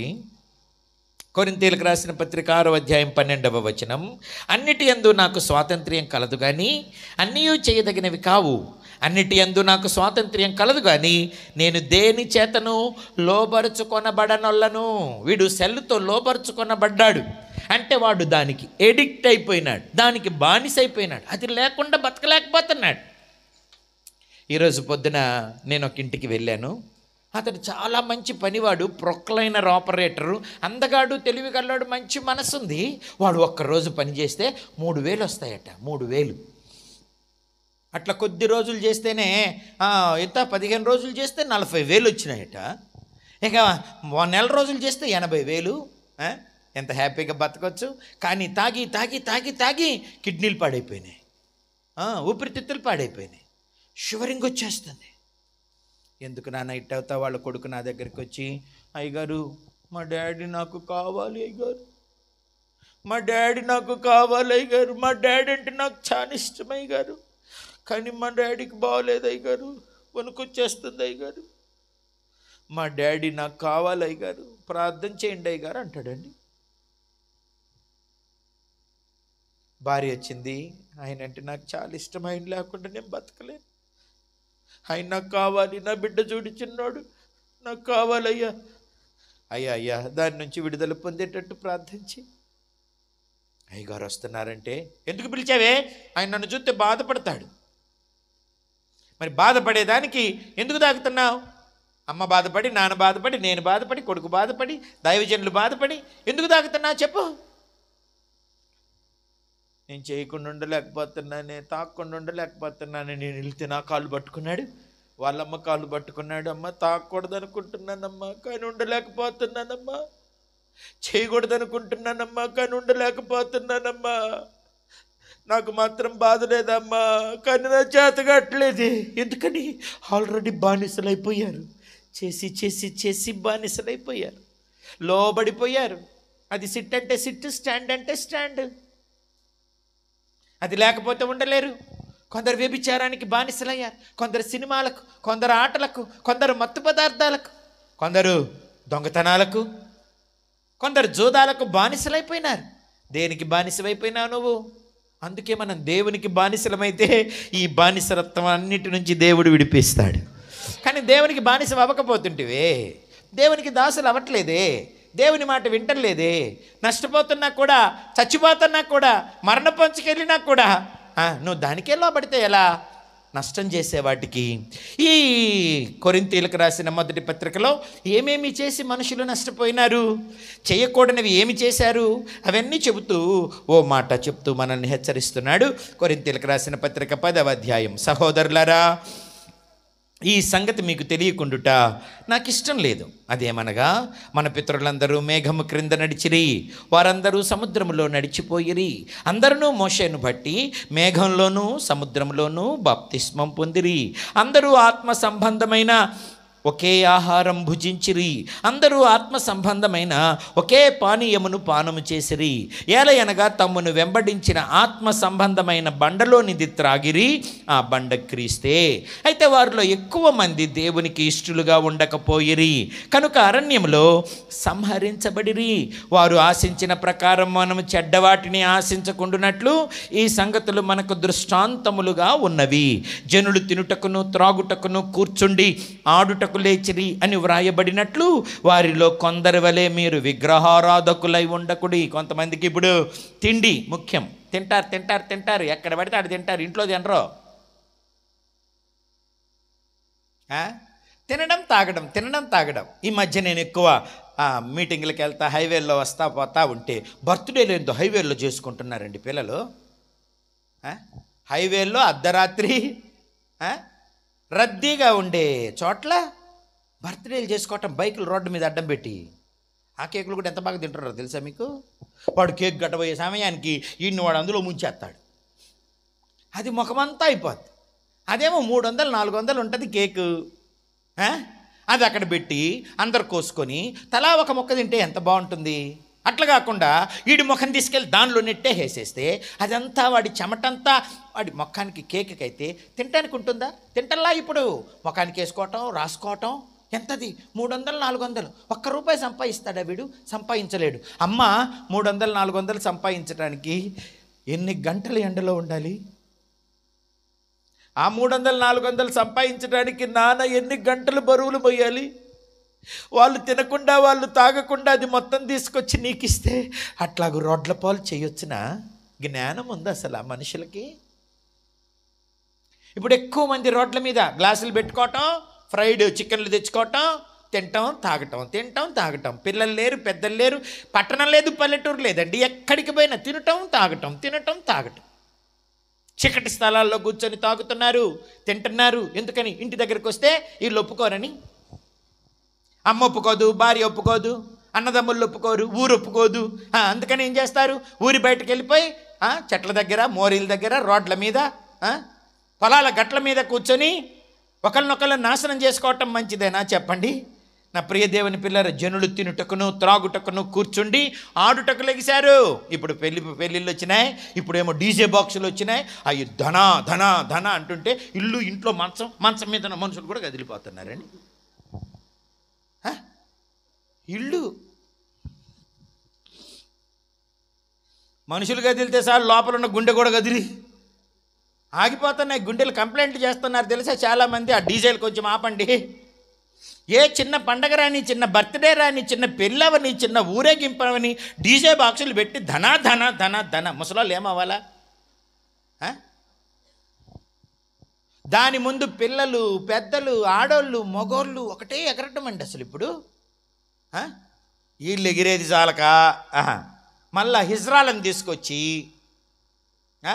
అశ్లీలమైన భంగిమలతో వాళ్ళ ముందు ఆడోళ్ళు, మగోళ్ళు, పిల్లలు ఎగరటం ఎంత విచారం అండి అసలు.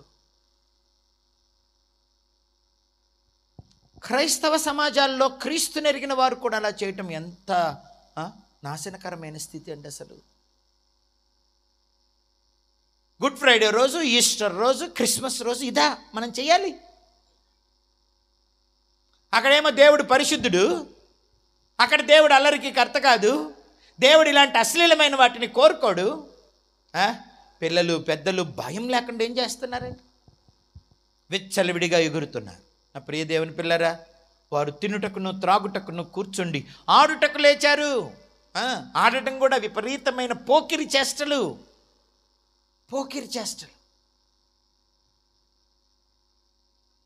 అల్లరితో కూడిన ఆటపాటలు దేవుడు సహించడు. ఆ పోకిరి చేష్టలు దేవుడికి ఇష్టం లేదు. ఎందుకని ఆ పోకిరి చేష్టలు నిన్ను పోకిరి కార్యాలకు నడిపిస్తాయి. ఎంతమంది అలా పోకిరోళ్ళు అయిపోయి అక్కడికి వచ్చిన ఆడపిల్లలతో పాపం చేసి, ఆ డ్యాన్సులు వేసే వాళ్ళతో, జీవితాన్ని శరీరాన్ని అమ్ముకునే వాళ్ళతో పాపం చేసి ఎయిడ్స్ రోగాలు తెచ్చుకొని మరలా వచ్చేవి భార్యలకు అంటించి, ఆ భార్యల వలన పిల్లలకు అంటి ఎన్ని కుటుంబాలు నాశనం అయిపోయినాయో ఈ కళ్ళతో చూసా. నేను కుమిలిపోకుండా ఎలా ఉండగలను? అందమైన పిల్లలు, చక్కని సంపాదకులు, మంచి తెలివి గలవారు, మంచి కుటుంబంలో పుట్టినవారు వచ్చిన డ్యాన్స్ పిల్లలతో పాపాలు చేసి ఎయిడ్స్లు అంటించుకొని, అభం శుభం అన్యాయం తెలియని బయటికే వెళ్ళని ఆడవాళ్ళకు కూడా అంటించి వాళ్ళ వలన పుట్టే పిల్లలకు కూడా ఎయిడ్స్లు వస్తే, నా ప్రియ దేవుని పిల్లలు, ఎంత నాశనం, ఎంత నష్టం. ఇంతలా ఇంతెత్తు ఇంత అందంగా ఉన్నోళ్ళు బక్క చిక్కిపోయి అస్థిపంజరాల్లాగా అయిపోతున్నారండి. అస్థిపంజరాల్లాగా. ఏమిటి నాశనం? ఏమిటి అల్లరి? ఏమిటి ఆడడం? తినటం తాగటం తప్పని నేను అంటలా, సంతోషించటం తప్పని నేను అంటలా. కానీ నీకు నష్టం చేసుకునేటట్టు చేస్తే ఎలా? నీ కుటుంబాన్నే కూల్చుకునేటట్లు చేస్తే ఎలా? ముక్కు పచ్చలారని పిల్లల్ని దిక్కులోని వాళ్ళని చేస్తే ఎలా? అమ్మను నాన్నను వదిలిపెట్టి అన్ని నువ్వేనని నమ్ముకొని నీ దగ్గరకు వచ్చిన భార్యను నిండు యవ్వనంలో దిక్కులేని దాన్ని చేసి విధవరాలిని చేసిపోతే ఎలా? ఎన్ని జీవితాలు అలా? వచ్చే సినిమాలు అట్టాటియే, చేసే స్నేహాలు అలాంటివే, చూసే దృశ్యాలవే, వినేయవే. ఎక్కడైనా నీతి ఉందా? భయం ఉందా? పరిశుద్ధత ఉందా? మేలు చేసే మనసు ఉందా? ఎందులో సంతోషిస్తున్నారు? దుర్నీతిలో కాక సత్యాన సంతోషించాలా? కానీ మనుషులు దుర్నీతిలో, అపవిత్రతలో, కామాతురతలో సంతోషిస్తున్నారు. దానివల్ల ఎన్ని కుటుంబాలు పాడైపోతున్నాయి. ఎన్ని చెప్పను? 32 సంవత్సరాల నుంచి సేవలో ఉన్నాను. ఎన్ని కుటుంబాలు అర్ధాంతరంగా ముగిసిపోయినాయో ఈ కళ్ళతో చూసి, ఈ గుండెతో భరించలేక వేదన పడిన రోజులు ఎన్నో. మీరందరూ అందంగా చక్కగా కూర్చున్నా మనుషుల్ని నాశనం చేస్తున్న కుటుంబాల్లో జ్వరబడిన మృగాల్లాంటి లక్షణాలను చూస్తుంటే సంతోషంగా ఉండలేకపోతున్నా, మంచిగా తినలేకపోతున్నా. నా ప్రియ దేవుని పిల్లలారా, పల్లెటూరు లేవు, పట్టణాలు లేవు, పెద్ద లేదు, చిన్న లేదు, ఈ కులం ఆ మతం ఏది లేదు. నా ప్రియ దేవుని పిల్లలారా, నష్టపోకూడదు. ఏం చేయాలో తెలుసుకోవాలి. వేటికి లోబడకూడదో నువ్వు తెలుసుకోవాలి. ఏది సంతోషాన్ని క్షేమాన్ని ఇచ్చేదో అర్థం చేసుకో. ఈ మహానుభావులు ఇంకా ఏం చేశారట చూడండి ప్రియ దేవుని పిల్లలు. 8వ వచనం, మరియు వారి వలె మనము వ్యభిచరింపక ఉందము.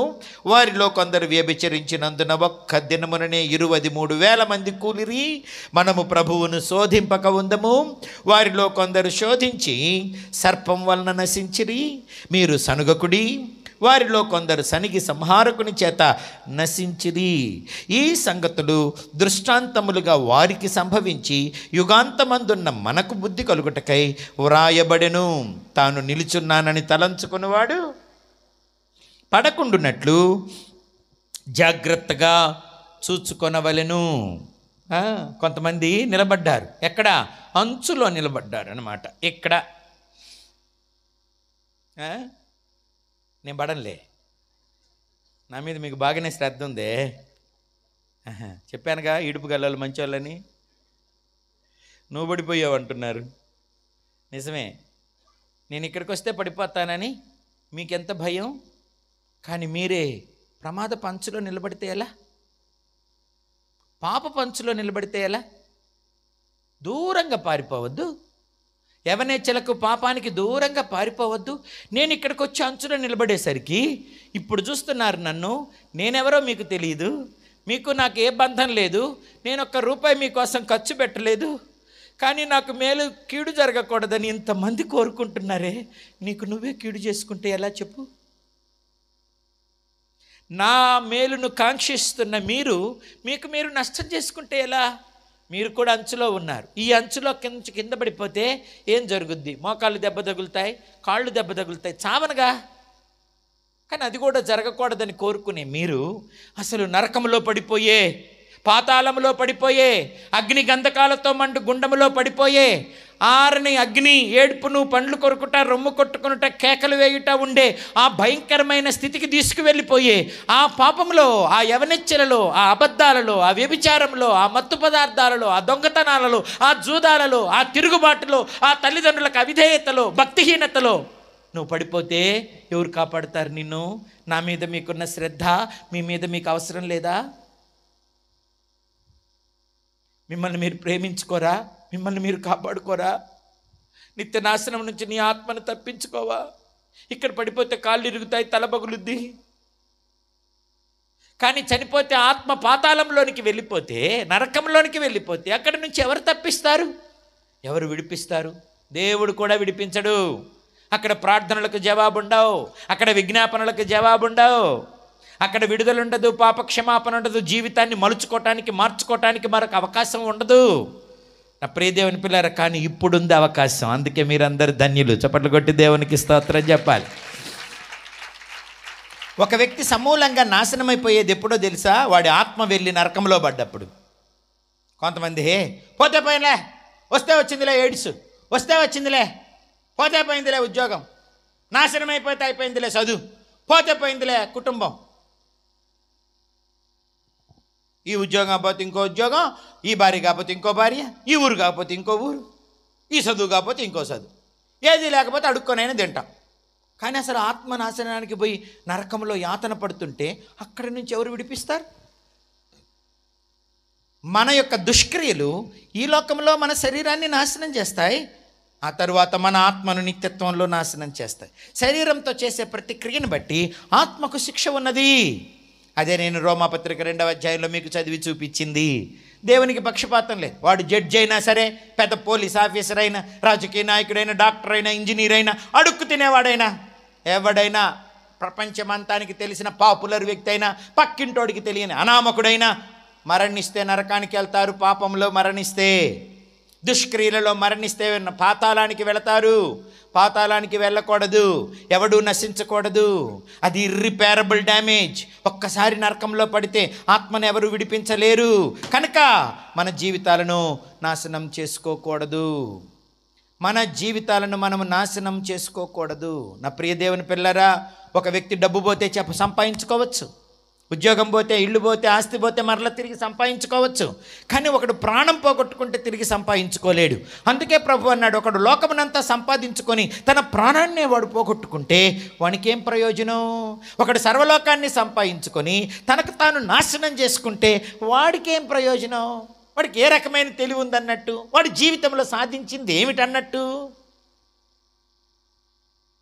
నా ప్రియ దేవుని పిల్లలు, నీ ఆత్మను నువ్వు నాశనం చేసుకోకూడదు. అది నీ చేతిలోనే ఉన్నది. దాన్ని బాగు చేసుకోవాలన్నా అది కూడా ఇప్పుడు నీ చేతిలోనే ఉంది. కృప నిలిచి ఉండగానే నీ మార్గాన్ని మలుచుకుంటే, నీ మనసును మలుచుకుంటే, నువ్వు దేవునికి దాసుడివైతే దేవుడు నిన్ను నిత్య జీవానికి వారసుడిగా చేస్తాడు. నా ప్రియ దేవుని పిల్లరా, మనం దేవుని దాసులం అవ్వాలి. ఒకప్పుడు నేను అబద్ధాలకి, సినిమా హీరోలకి, పాపానికి, అవనిచ్చలకి, మోసాలకి నేను బానిసని. కానీ ఈరోజు నేను క్రీస్తుకు బానిసనైపోయాను. అందుకే క్రీస్తు నన్ను జయోత్సాహంతో ఊరేగిస్తున్నాడు. మా నాన్న, మా అమ్మ నా గురించి సంతోషపడ్డారు. నా బ్రతుకు మారాక మా అన్నలు, అక్కలు నన్ను ప్రేమించి గౌరవిస్తున్నారు. మీకు చెప్పనా, ఇప్పటికి 75 మంది నా పేరు వాళ్ళ తమ పిల్లలకు పెట్టుకున్నారు. ఇట్లాంటి పాస్టర్లు ఎన్నో వేల మంది ప్రేమిస్తున్నారు. మీలాంటి విశ్వాసులు లక్షల మంది ఇప్పుడు నన్ను ప్రేమించేవారు ఉన్నారు. ఒకప్పుడు నాకు ఇంట్లోనే ప్రేమ దొరకలేదు. ఎప్పుడు? నేను పాపానికి బానిసనై ఉన్నప్పుడు. ఎప్పుడైతే నేను ప్రభువుకి బానిసనైనానో, ఏ చదువుల్లో ఓడిపోయానో ఆ చదువుల్లో 10 డిగ్రీలు చేసేటట్లు దేవుడు సహాయం చేశాడు. బిఈడి కాలేజీకి ప్రిన్సిపల్ని చేశాడు నన్ను. ఏ ఇంట్లో ఓడిపోయా నా ఇంట్లో గెలిచాను. ఏ నాన్నయుడు నా కడుపున చెడబుట్టాడు అన్నాడు, అదే నాన్న నా పేరు తలుచుకుంటూ తలుచుకుంటూ చచ్చిపోయేటట్టు చేశాడు దేవుడు. చీచాతు అని ఊసిన వారు ఈరోజు వందనాలు చెబుతున్నారు. నా ప్రియ దేవుని పిల్లరా, దేవునికి బానిసలమైతే మన జీవితం అద్భుతంగా మార్చబడుతుంది. పగిలిపోయిన పాత్రలను యుక్తమైన పాత్రలుగా చేస్తాడు. పందుల పొట్టు కూడా దొరకని వారికి పంచభక్ష పరమాన్యాలు పెడతాడు. నా జీవితాన్ని దేవుడు అలా మార్చాడు. నాకు ఇక జీవితమే లేదు, బ్రతికే లేదు, సంతోషమే లేదు, సుఖమే లేదు, నెమ్మదే లేదు. నా బతికెట్టయిపోవాల్సిందే, రేపటిని నేను చూడకూడదు అనుకున్నాను. అప్పుడు ప్రభు అన్నాడు, జీవ మార్గాలు నీకు చూపిస్తా, నా చేతిలో నిత్య సుఖాలున్నాయి, నా సన్నిధిలో సంపూర్ణ సంతోషం ఉంది అన్నాడు. ఆ రోజు నా జీవితాన్ని ప్రభు చేతిలో పెట్టాను. రేపటిని చూడకూడదు అనుకున్న నాకు 32 సంవత్సరాలు, అద్భుత సంవత్సరాలు దేవుడు చూపిస్తూ వచ్చాడు. ఇంకెన్ని సంవత్సరాలు చూపిస్తాడో నాకు తెలీదు, ఎప్పటిదాకా బతుకుంటానో నాకు తెలియదు. బ్రతుకున్నంత కాలం నేను ఒకటి నిర్ణయించుకున్నాను, నా కంఠంలో ప్రాణం ఉన్నంత వరకు ప్రజలు ఎవరూ నశించకుండా నేను ఏ ప్రాంతానికి వెళ్తే ఆ ప్రాంతమంతా ప్రభు తట్టు తిరిగి వారు నాకంటే ఉన్నత స్థితిలో ఉండేటట్లు వాళ్ళని దేవుని దగ్గరికి నడిపించాలని నిర్ణయించుకున్నాను. అందుకే ఉద్యోగాన్ని కూడా వదిలిపెట్టి సంపూర్ణమైన సేవతో రాత్రింబవళ్ళు దేవుణ్ణి ప్రకటిస్తున్నాను. నా ప్రియ దేవుని పిల్లరా, నా మాట వింటారా? దేవుని తట్టు తిరుగుతారా? వేటికి బానిసవైపోయావు? ఏ అశ్లీలతకు బానిసవైపోయావు? బయటికి చెప్పుకోలేని విషయాలకు ఎన్నింటికి బానిసవైపోయావు? దానివల్ల ఎంత మనశ్శాంతి కోల్పోయావు, ఎంతమందిని పోగొట్టుకున్నావు, ఎంత పవిత్రత పోగొట్టుకున్నావు, ఎంత చదువు డబ్బు పోగొట్టుకున్నావు, ఎంతమందిని దూరం చేసుకున్నావు, చివరికి నీ ఆత్మనే నాశనం చేసుకొని దేవునికే దూరం అయిపోతున్నావా? నా ప్రియ దేవుని పిల్లరా, దేవునికి దూరం అవ్వకండి. ఇప్పుడైనా దేవుని దగ్గరికి రండి, దేవుడు మిమ్మల్ని దీవిస్తాడు. సనుగుడొద్దు, గొనుగుడొద్దు, శోధించొద్దు దేవుణ్ణి, ఇసికించొద్దు దేవుణ్ణి. ఎన్నిసార్లు చెప్పినా వినకపోతే అమ్మేమంటుంది, రే ఇసికించబాకండ్రా. అమ్మ నాన్న ఎదురుగున్నారు కాబట్టి చెప్పి ఎన్నిసార్లు చెప్పినా వినకుండా అదే పందాలో పాడుతుంటే ఇసికించబాకండ్రా అని కొట్టడమో కొట్టుకోవటమో ఏదో చేస్తారు. కానీ దేవుడు కంటికి కనపడట్లేదు కాబట్టి ఆయన ఎవరు పట్టించుకోవట్లేదా?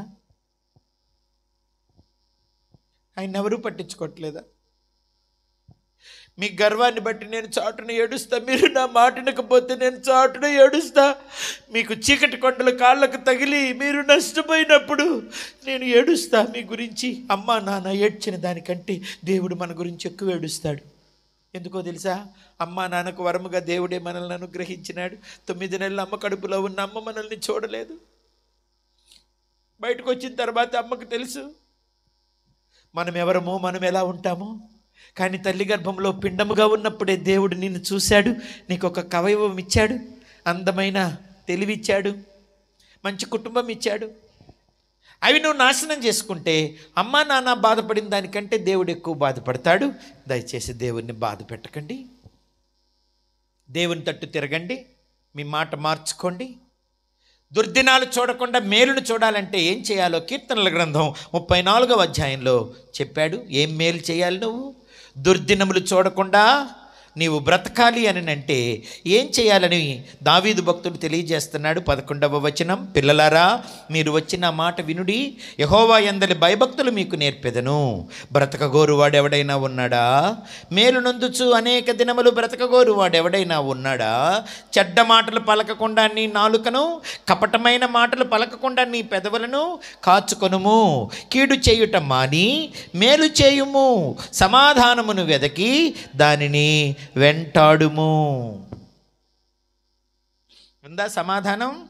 అమ్మతో, నాన్నతో, భర్తతో, భార్యతో, పిల్లలతో, అన్నతో, అక్కతో, నీ తోబుట్టువులతో నీకు సమాధానం ఉందా? దేవునితో సమాధానం ఉందా నీకు? పాపం చేస్తే దేవుడితో సమాధానంగా మనం ఉండలేం, దేవునికి శత్రువులమైపోతాం. ఈ లోక స్నేహం దేవునితో వైరం. దేవుని శత్రువులను దేవుడు కాల్చివేస్తాడు, మట్టు పెడతాడు. దేవుని చేతిలో పట్టడం చాలా భయంకరం. అందుకే దేవుని చేతిలో ఎవరు పడకూడదు. దేవునికి నేనేం చేశానండి శత్రువుని అవడానికి అంటారా? దేవుడిచ్చిన నీ శరీరాన్ని పాడు చేస్తే దేవునికి నువ్వు శత్రువు అయిపోతావు, అంతే కదా. నా ఇల్లు ఉండమని మీకు ఇస్తే, నా ఇంటిని గడ్డపారతో దొవ్వేస్తే ఊరుకుంటానా?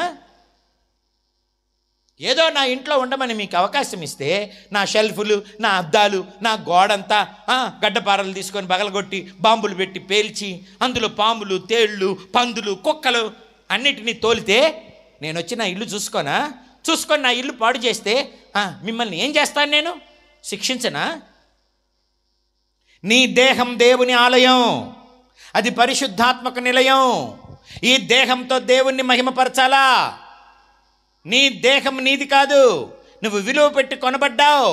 నీ దేహంతో జారత్వాన్ని జరిగించకూడదు, ఈ నోటితో బూతులు మాట్లాడకూడదు, ఈ నోటితో అశ్లీలమైన చిత్రాలు చూడకూడదు, ఈ చెవులతో కామవికారమైన మాటలు వినకూడదు, ఈ నోటితో అమ్మను నాన్నను దూషించి ద్వేషించి బూతులు తిట్టి శపించకూడదు, ఈ చేతులతో ఇతరుల ఆస్తిపాస్తులను దోచుకోకూడదు, నీది కానిది దోచుకోకూడదు, పరుని భార్యను ముట్టకూడదు, పెళ్లికి ముందు అపవిత్రమైన స్నేహాలు చేయకూడదు. ఇది ప్యాషన్ అయిపోయింది. ఇప్పుడు చూసే సినిమాలు అట్లాంటివే, వచ్చే సీరియల్ అట్లాంటివే, వినే కథలన్నీ అట్లాంటివే, మనతో కలిసి బతికే వారందరూ అట్లాంటి వారే. నీ దేహంతో దేవుణ్ణి మహిమపరచాలి. జారత్వం చేసి నీ దేహాన్ని నాశనం చేయటానికి వీళ్ళే. నీవు నీ సొత్తు కాదు, నిన్ను దేవుడు వెలపెట్టి కొన్నాడు, నిన్ను ఆయన తన చేతులతో నిర్మించాడు. నా జీవితం నా ఇష్టం, నాకు వచ్చినట్టు నా ఇష్టం వచ్చినట్టు చేస్తానంటే దేవుడు చూస్తూ ఊరుకోడు. దేవుని ఆలయాన్ని ఎవరు పాడు చేస్తారో దేవుడు వాళ్ళను పాడు చేస్తాడు. కళ్ళు నీవే కానీ దేవుడిచ్చాడు, చేతులు నీవే కానీ దేవుడిచ్చాడు. ఎందుకు ఇచ్చాడు? నీవు కష్టపడి పని చేసుకోవటానికి ఇచ్చాడు, ప్రజలకు మేలు చేయటానికి ఇచ్చాడు. కాళ్ళు ఎందుకు ఇచ్చాడు? అమ్మ నాన్న భార్య తల్లి పిల్ల తేడా లేకుండా ఇష్టం వచ్చినట్టు కాళ్ళతో తన్నటానికి, ఇష్టం వచ్చిన స్థలాలకు వెళ్ళటానికి కాళ్ళు ఇచ్చాడా? నా ప్రియ దేవుని పిల్లరా, ఆ కాళ్ళతో పరిశుద్ధ సన్నిధికి వెళ్ళి పరిశుద్ధమైన మార్గంలో నడిచి నీతి మార్గంలో నడిచి నిత్య జీవాన్ని చేరుకోవాలని దేవుడు కాళ్ళు ఇచ్చాడు. నీకు ఇచ్చిన అవయవాలను నువ్వేం చేస్తున్నావు? అందరూ చేసినట్టే చేస్తున్నావా? నీకు నచ్చినట్టు చేస్తున్నావా? అవి నీవి కావు, అవి దేవునివి. దేవుడు నమ్మి నీకు ఇచ్చాడు, వాటిని పాడు చేయకూడదు. ఆయుష్ ఇచ్చాడు, ఆరోగ్యం ఇచ్చాడు, తెలివిచ్చాడు, మంచి మాటకారితనం ఇచ్చుంటాడు. అందరినీ టకటక ఫ్రెండ్స్ని చేసేసుకుంటారు కొంతమంది, మంచిదే అది. ఫ్రెండ్స్ చేసుకున్న తర్వాత ఒకరినొకరు నాశనం చేసుకుంటే ఎట్లా? వీడి అలవాట్లు వాడికి నేర్పి, వాడి అలవాట్లు వీడికి నేర్పి నాశనం చేసుకుంటే ఎట్లా చెప్పండి? పరస్పరం మీ దేహాలను పాడు చేసుకోకూడదు. కొంతమంది పరస్పరం స్నేహం ప్రేమ పేరిట ఒకరి దేహాలను ఒకళ్ళు పాడు చేసుకుంటున్నారు, అప్పగిచ్చేసుకుంటున్నారు. నన్ను ఏమైనా చేసుకో, నీ బాడీనా, నీ ఇష్టమా, ఎవరికైనా ఇచ్చేసుకోవటానికి, ఏదైనా చేయమంటాను. అది దేవుని ఆలయం, అది పరిశుద్ధాత్మక నిలయం. దేవుని ఆలయాన్ని పాడు చేస్తే దేవుడు ఊరుకోడు, కోపిస్తాడు, శిక్షిస్తాడు. మీ ఇంటిని నేను వచ్చి పాడు చేస్తే మీరు ఊరుకుంటారా? ఎవడరా నువ్వు? ఏదో పాస్టర్ అని రాణిస్తే ఏమిట్రా మా ఇంటిని తవ్వుతున్నావు నువ్వు, పనికి మాలినోడా, పా బయటికే అని నెట్టరండి మెడబట్టి. అయినా కూడా గోడ చాటును దాక్కొని మళ్ళీ వచ్చి తవ్వుతున్నాను అనుకో, గుంజకు కట్టేసి కొట్టరు, గుంజకు కట్టేసి కొట్టరు. మీ ఇల్లు అయితే అట్లాగా, దేవుడి ఇల్లు అయితే ఇంకోలాగనా? మీకో న్యాయమా, దేవునికో న్యాయమా? ఆ ఇల్లు అయినా కూలిపోతే మళ్ళీ కట్టుకోవచ్చు, ఒక 50 లక్షలు ఉంటే అద్భుతమైన బంగళా కట్టచ్చు. కానీ నీ దేహం కూలిపోతే ఎవడు కడతాడు? నీ దేహాన్ని ఎవరు కడతారు? ఎవరు కొంటారు? ఒకసారి నశిస్తే దాన్ని ఎవడు బాగు చేస్తాడు? ఎన్ని అవయవాలండి, ఎంత డబ్బు లేని బికారోడైనా కోట్ల రూపాయల శరీరాన్ని కలిగి ఉన్నాడు. ఒక కన్ను విలువ ఎంతంటే, ఆ కన్ను తీసి కన్ను పెట్టాలంటే కనీసం ఇప్పట్లో 1-2 లక్షలు ఖర్చు అవ్వదు. ఆఫ్టర్ ఆల్ ఒక పన్ను ఊడిపోతేనే పన్ను పెట్టడానికి 30,000 అవుతుందండి. ఒక్క పన్ను 32 పళ్ళ ఖరీదు ఎంత చెప్పండి? అయ్యా 5-6 లక్షలుండే. నీ పళ్ళ ఖరీదు ఎంత? కొంతమంది పాన్పరాగులు తిని తిని తిని తిని గారెబట్టిపోతాయి, నోరు తెరుస్తుంది, నోరు లాగా ఉంటుందో, డ్రైనేజ్ లాగా ఉంటుంది. ఎంత అందమైన పళ్ళు ఉంటాయండి కొంతమందికి, కానీ వాళ్ళు నోరు తెరవలేరు తెలుసా, అని నవ్వుతుంటారు. ఎందుకని? నోరు తెరిస్తే కంపు, నోరు తెరిస్తే గారెలు బట్టి కనపడతాయని. ఎంత అందంగా ఉంటాయి పళ్ళు, చక్కగా ఉంచుకోవద్దు పళ్ళని. కళ్ళు ఎంత అందంగా ఉంటాయి మీవి. ఆ అందమైన కళ్ళను అపవిత్రం చేసుకోవచ్చా? నీ అందమైన దేహాన్ని దేవుడు నీకు ఇచ్చాడు. పాడు చేయకూడదు, దాన్ని పాపంతో నాశనం చేసేయకూడదు. నీ పెదవులు, నీ నాలుక, నీ మాట, ఉచ్చారణ ఎంత బాగుంటుంది. వాటితో అమ్మని తిట్టి, భార్యని తిట్టి, పెద్దవాళ్ళని తిట్టి, తల్లిదండ్రులని తిట్టి ఎంత పచ్చిబూతులు తిడతారో కొంతమంది. నాకు కూడా అలాంటి బలహీనత ఉండే. ఒకసారి మా అమ్మ బడికి వెళ్ళమని చెబితే నేను బడికి వెళ్ళకపోతే మా అమ్మనే పచ్చిబూతులు తిడితే సహనమూర్తి మా అమ్మ. అంత సహనమూర్తిని ఇంతవరకు నేను చూడలా. మా అమ్మ ఏమనిందని అంటే, ఒరే నీ అంకాలు బిగబట్ట అని. ఒరే నీ అంకాలు బిగబట్ట. తిట్టిన బూతులు తట్టుకోలేక తల్లిని అట్ట తిడతారంటారా, నీ అంకాలు బిగబట్ట అని. అయ్యేంటో మీకు తెలియదు, నాకు తెలియదు. బడికి వెళ్ళాను. బడికి వెళ్ళి వచ్చిన తర్వాత మా అమ్మ రోజంతా వాటి గురించి ఆలోచించినట్టుంది. రాగానే నన్ను పట్టుకొని, సారీరా, నా మాట జరగకూడదు బాబు, తల్లిగా నేనట్టు అనకూడదు నాయనా, నువ్వు అంత బూతులు తిట్టేసరికి తట్టుకోలేక అట్లా అన్నాను. నేనైతే తిట్టించుకున్నప్పుడే మర్చిపోయా. మరలా ఈమె ఇంత సీరియస్గా బాధపడతా సారీ చెబుతుంది ఏంటా అని. అసలు అంకవాలంటే ఏంటి అసలు అన్నాను నేను. అవి గొంతులో మాట్లాడటానికి ఉపయోగపడతాయంటరా, అవి బిగబట్టుకుపోతే మూగోళ్ళు అయిపోతారంట. నువ్వు అంత పచ్చిబూతులు తల్లిని పట్టుకొని తిట్టేసరికి తట్టుకోలేక అట్లా అన్నాను బాబు. నువ్వు అట్ట అవ్వకూడదు బాబు, నీ గొంతు ఏం అవ్వకూడదు బాబు, నువ్వు బాగా మాట్లాడాలి బాబు. తల్లిని నేను శపించకూడదురా, నేను శపించా బాబు, సారీ బాబు. నేను అన్నానమ్మా, వదిలేమ్మా బాబట్ట జరగకూడదురా అనింది. ఆమె కన్నీరేమో, ఆమె ప్రార్థనేమో ఈ రోజుకు మాట్లాడుతున్నాను నేను. అనేకులకు జీవవాక్కును ప్రకటిస్తున్నాను. అమ్మ చచ్చిపోయింది, కానీ అమ్మ దీవెన చచ్చిపోలేదు, అమ్మ ప్రార్థన చచ్చిపోలేదు. తల్లి పిల్ల తేడా లేకుండా తిట్టిన దౌర్భాగ్యుడిని నేను. కానీ దేవుడు నా నోటిని పవిత్రం చేశాడు. తన పవిత్రమైన మాటలతో, తన ప్రేమ వాక్కులతో, జీవవాక్కులతో నింపాడు. ఎలా ఉపయోగిస్తున్నావు నీ అవయవాల్ని? ఏం చేస్తున్నావు నీ అవయవాల్ని? నీతికి సాధనములుగా ఉండవలసిన నీ అవయవాల్ని దుర్నీతికి సాధనాలను చేసి పడేశావా? దేవుడు చూస్తూ ఊరుకుంటాడా? వాడు క్రైస్తవుడైనా సరే, హైందవుడైనా సరే, ముస్లిం అయినా సరే, ఆస్తికుడైనా నాస్తికుడైనా ప్రతి మానవుణ్ణి దేవుడు కలుగజేశాడు. ఎవడు దేహాన్ని పాడు చేసినా దేవుడు ఊరుకోడు.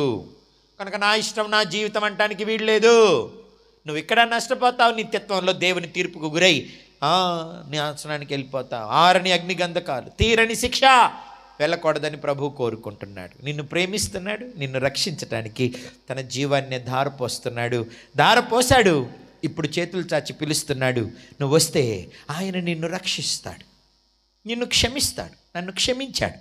కాబట్టి మీరు ఇప్పటి వరకు ఎలాగ ఏమి చేసినా పశ్చాత్తాపం ఉందే, పరివర్తన ఉందే, అయ్యో ఇలా చేయకూడదే, చేశానే, ఇక ఇంతటితోనైనా వదిలిపెట్టి ఇప్పటి నుంచైనా నేను దేవునికి ఇష్టంగా జీవించాలా అన్న ఒక్క నిర్ణయం తీసుకుంటే ఆ నిర్ణయం నీ జీవితాన్ని అద్భుతంగా మారుస్తుంది, ఈ లోకంలో పరలోకంలో. ఆ నిర్ణయం తీసుకునేవారు కావాలి. ఇప్పుడు నేను ఇంతసేపు మాట్లాడింది ఆ నిర్ణయం తీసుకోవటానికి, అంతేగాని మీ సర్టిఫికెట్ తీసుకోవటానికి కాదు,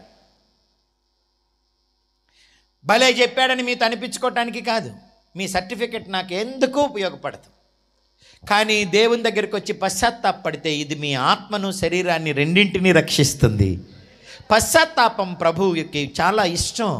పశ్చాత్తాపడి ప్రభు దగ్గరికి వస్తే ప్రభు క్షమిస్తాడు, రక్షిస్తాడు. ఓ ఊరిలో ఇద్దరు స్నేహితులట. ఒకడేమో మంచి గుణవంతుడు, ఒకడేమో నిష్ఠదరిద్రుడు, అష్టదరిద్రుడు. కానీ వీడంటే వాడికి చాలా జాలి, మంచివాడికి చెడ్డవాడంటే. ఎందుకని? వాడు కూడా మంచివాడు అవ్వాలని కోరుకుంటున్నాడు. అందుకని ఎంటబడి అది చేయబాకు, ఇది చేయబాకు అని చెబుతా ఆ స్నేహాలకు వెళ్ళబాక, ఆ త్రాగుడు తాగబాక అని అంటుంటే వీడిని వాడు శత్రువుగా చూస్తున్నాడు. అందుకని ఆడు కనపడితేనే వస్తున్నాడు బుర్ర తినేవాడని. ఆడు చూడగానే వేరే దారికి వెళ్ళిపోతున్నాడట. మరి వీడు ఎవరిని కోరుకుంటున్నాడు?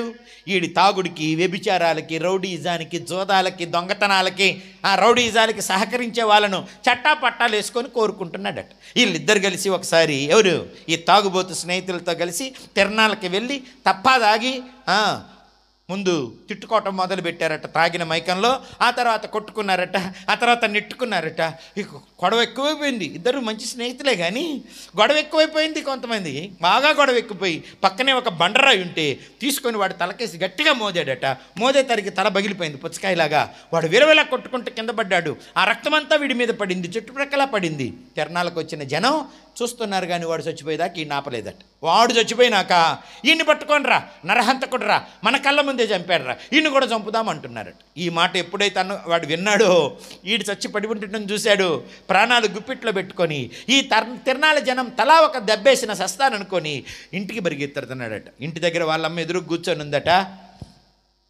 ఏంట్రా ఈడేంటో పరిగెత్తుకుంటూ వస్తున్నాడు, అది రంగా రక్తమా అనుకొని ఏదైనా ఎందుకులే మంచిదని వెంటనే లెగిసి తలుపేసి కిటికీ దగ్గరికి వచ్చి చూస్తుందట.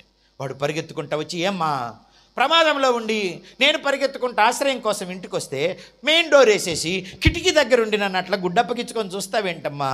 వాళ్ళు తిరణాల జనం తలా ఒక గుద్దు గుర్తి చచ్చిపోతానమ్మా, తలుపు తీయమ్మా లోపలికి వస్తానంటే వాళ్ళ అమ్మ నిందంటే అది రక్తమేనా? రక్తమేనమ్మా. తాగిన మైకంలో ఏం చేస్తున్నానో తెలియక రాయి తీసుకొని కొడితే వాళ్ళ తల పగిలిపోయింది. ఎవడు ఆపలేదమ్మా తప్పు చేసేదాకా. చివరికి చంపిన తర్వాత నన్ను నరహంతకుడు కొడదామని అందరు ఎంటబడుతున్నారు. ప్రాణాలు గుప్పిట్లో పెట్టుకొని పరిగెత్తుకుంటూ వస్తా, నువ్వే తలుపేస్తే నన్ను ఎవరు రానిస్తారమ్మా అని అంటే, పోరా దుర్మార్గుడా, నిన్నొక్కడనే కన్నాను ఏంట్రా? ఏ నక్షత్రానికి అన్నానో నా కడుపే చెడిపోయిందిరా నిన్ను గంటం వలన. నువ్వు బతికినా ఒకటే, చచ్చిపోయిన ఒకటే, చేసుకున్నోడికి చేసుకున్నంత చావు చావు, వాళ్ళ చేతిలో పడి చావు. నీకోసం నేను తలుపు తీసి లోపలికి రానిస్తే నేను, నా భర్త, నా 4 పిల్లలు కోర్టుల చుట్టూ, పోలీస్ స్టేషన్ల చుట్టూ తిరగమా? పైసాకు పనికి రానోడా, నువ్వు బతికిన ఒకటే చచ్చిన ఒకటే, పోరా అని కిటికీలు కూడా మూసేసిందట. బంధువుల ఇళ్ళకి వెళ్ళాడట. అమ్మే రానియకపోతే వాళ్ళు ఎందుకు రానిస్తారు? ఫ్రెండ్స్ ఇంటికి వెళ్ళాడట, వాళ్ళు కూడా తలుపులు వేసేసారట. ఇక చివరికి వీడి క్షేమాన్ని కోరుకుంటూ వీడిని బతిమలాడి మంచిగుండమని చెప్పే విశ్వాసి అయిన స్నేహితుడుంటే పరిగెత్తుకుంటూ వాడి ఇంటికి వెళ్ళాడట. ఇక అప్పటికే శక్తి చాలక ఒక పెద్ద కేక వేస్తే వాడు గబగబా బయటకు వచ్చి, ఏమిటి ఇదంతా అన్నాడట. తర్వాత చెప్తా, నాకు నోరు ఎండిపోతుంది, గొంతంతా, ఒక గ్లాసుడు నీళ్ళు ఇరని దండం పెడతా అన్నాడట. వాడు గబగబా నీళ్ళు ఇచ్చాడట. నీళ్ళు ఇచ్చిన తర్వాత చెప్పాడట, తిరణాల జనం నన్ను పట్టుకొని కొట్టడానికి వస్తున్నారా, అమ్మ బంధువులందరూ తలుపులేశారా, వాడిని తాగిన మైకంలో తల పగలు కొట్టానురా, ఎవడూ ఆపలేదురా, ఇప్పుడు మాత్రం నన్ను చంపడానికి వస్తున్నారు, నీ దండం పెడితే ఇక పరిగెత్తలేనురా, నన్ను ఎట్టగైనా కాపాడరా అన్నాడట. అప్పుడు వాడన్నాడట, చేశావు, అనుకున్నంత జరిగిపోయింది నష్టం, ఇది జరగకూడదనే కదరా నేను ఇన్నిసార్లు బతిమలాడింది, చివరికి ఇట్టాటి స్థితిలో వచ్చావు నా దగ్గరికి, మరి నీ దండం పెడతాను ఎట్టో కట్ట కాపాడరా.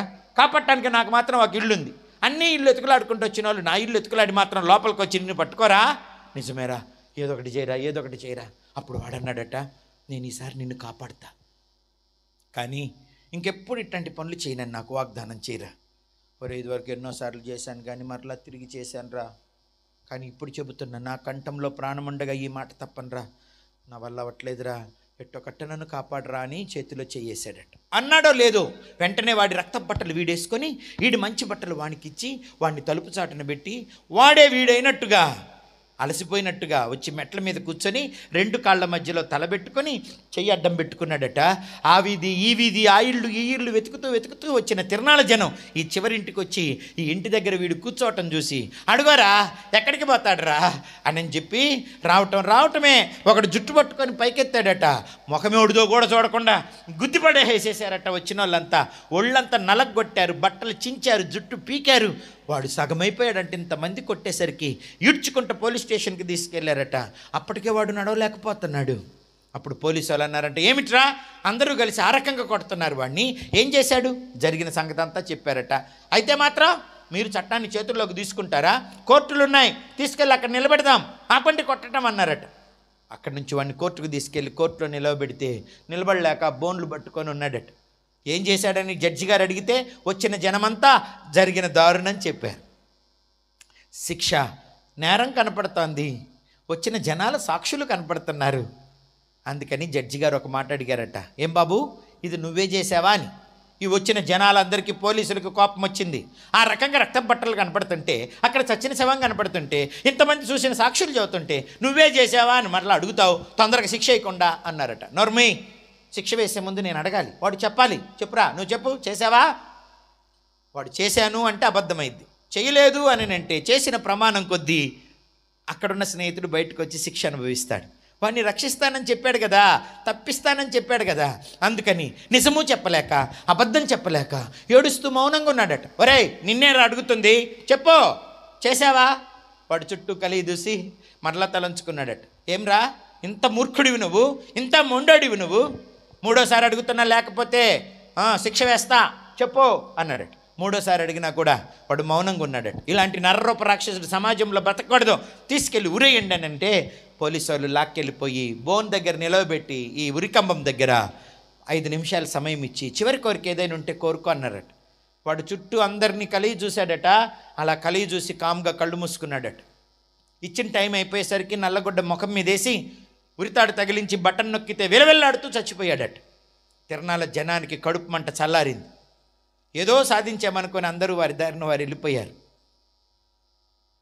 ఊరంతా సద్దుమణిగిన తర్వాత తలుపు చాటునున్న అసలైన తాగుబోతోడు నరహంతకుడు ఉన్నాడే, వాడు బయటకు వచ్చాడట. వీడికి ఏం జరిగిందో చూద్దామని వస్తూ ఉంటే అడుగు జాడలు పోలీస్ స్టేషన్కి వెళ్ళినాయట. అడుగులేసే కొంది వీడికి టెన్షన్ అయిపోయింది. అక్కడేమో ఎవరు లేరు. అందుకని అడిగాడట, ఏమండి, ఈరోజు చాలామంది రక్త బట్టల్లో ఉన్న ఒక అబ్బాయిని పట్టుకొచ్చారే, వాడిని ఏం చేశారండి అన్నారట. వాడు నా పాపం నలకు కొట్టారా, మేమే కోర్టుకు తీసుకెళ్ళమన్నాం, కోర్టుకు తీసుకెళ్లారు శిక్ష వేయటానికి, కోర్టు దగ్గరికి వెళ్ళన్నారట. వీడు పరిగెత్తుకుంటూ కోర్టు దగ్గరికి వెళ్తే ఆ కోర్టు దగ్గర కూడా తలుపులు వేస్తున్నారట. సాయంత్రం అవుతుంటే, ఏమండి, రక్త బట్టల్లో చాలామంది ఒక అబ్బాయిని తీసుకొచ్చారే, ఏం చేశారండి అన్నాడట. వాడా 3 సార్లు జడ్జి గారు అడిగారు, వీళ్ళందరూ చెప్పినా కూడా నువ్వే చేసావా అని చుట్టూ జనాల్ని కలిగి చూస్తాడు, తల ఉంచుకుంటాడు.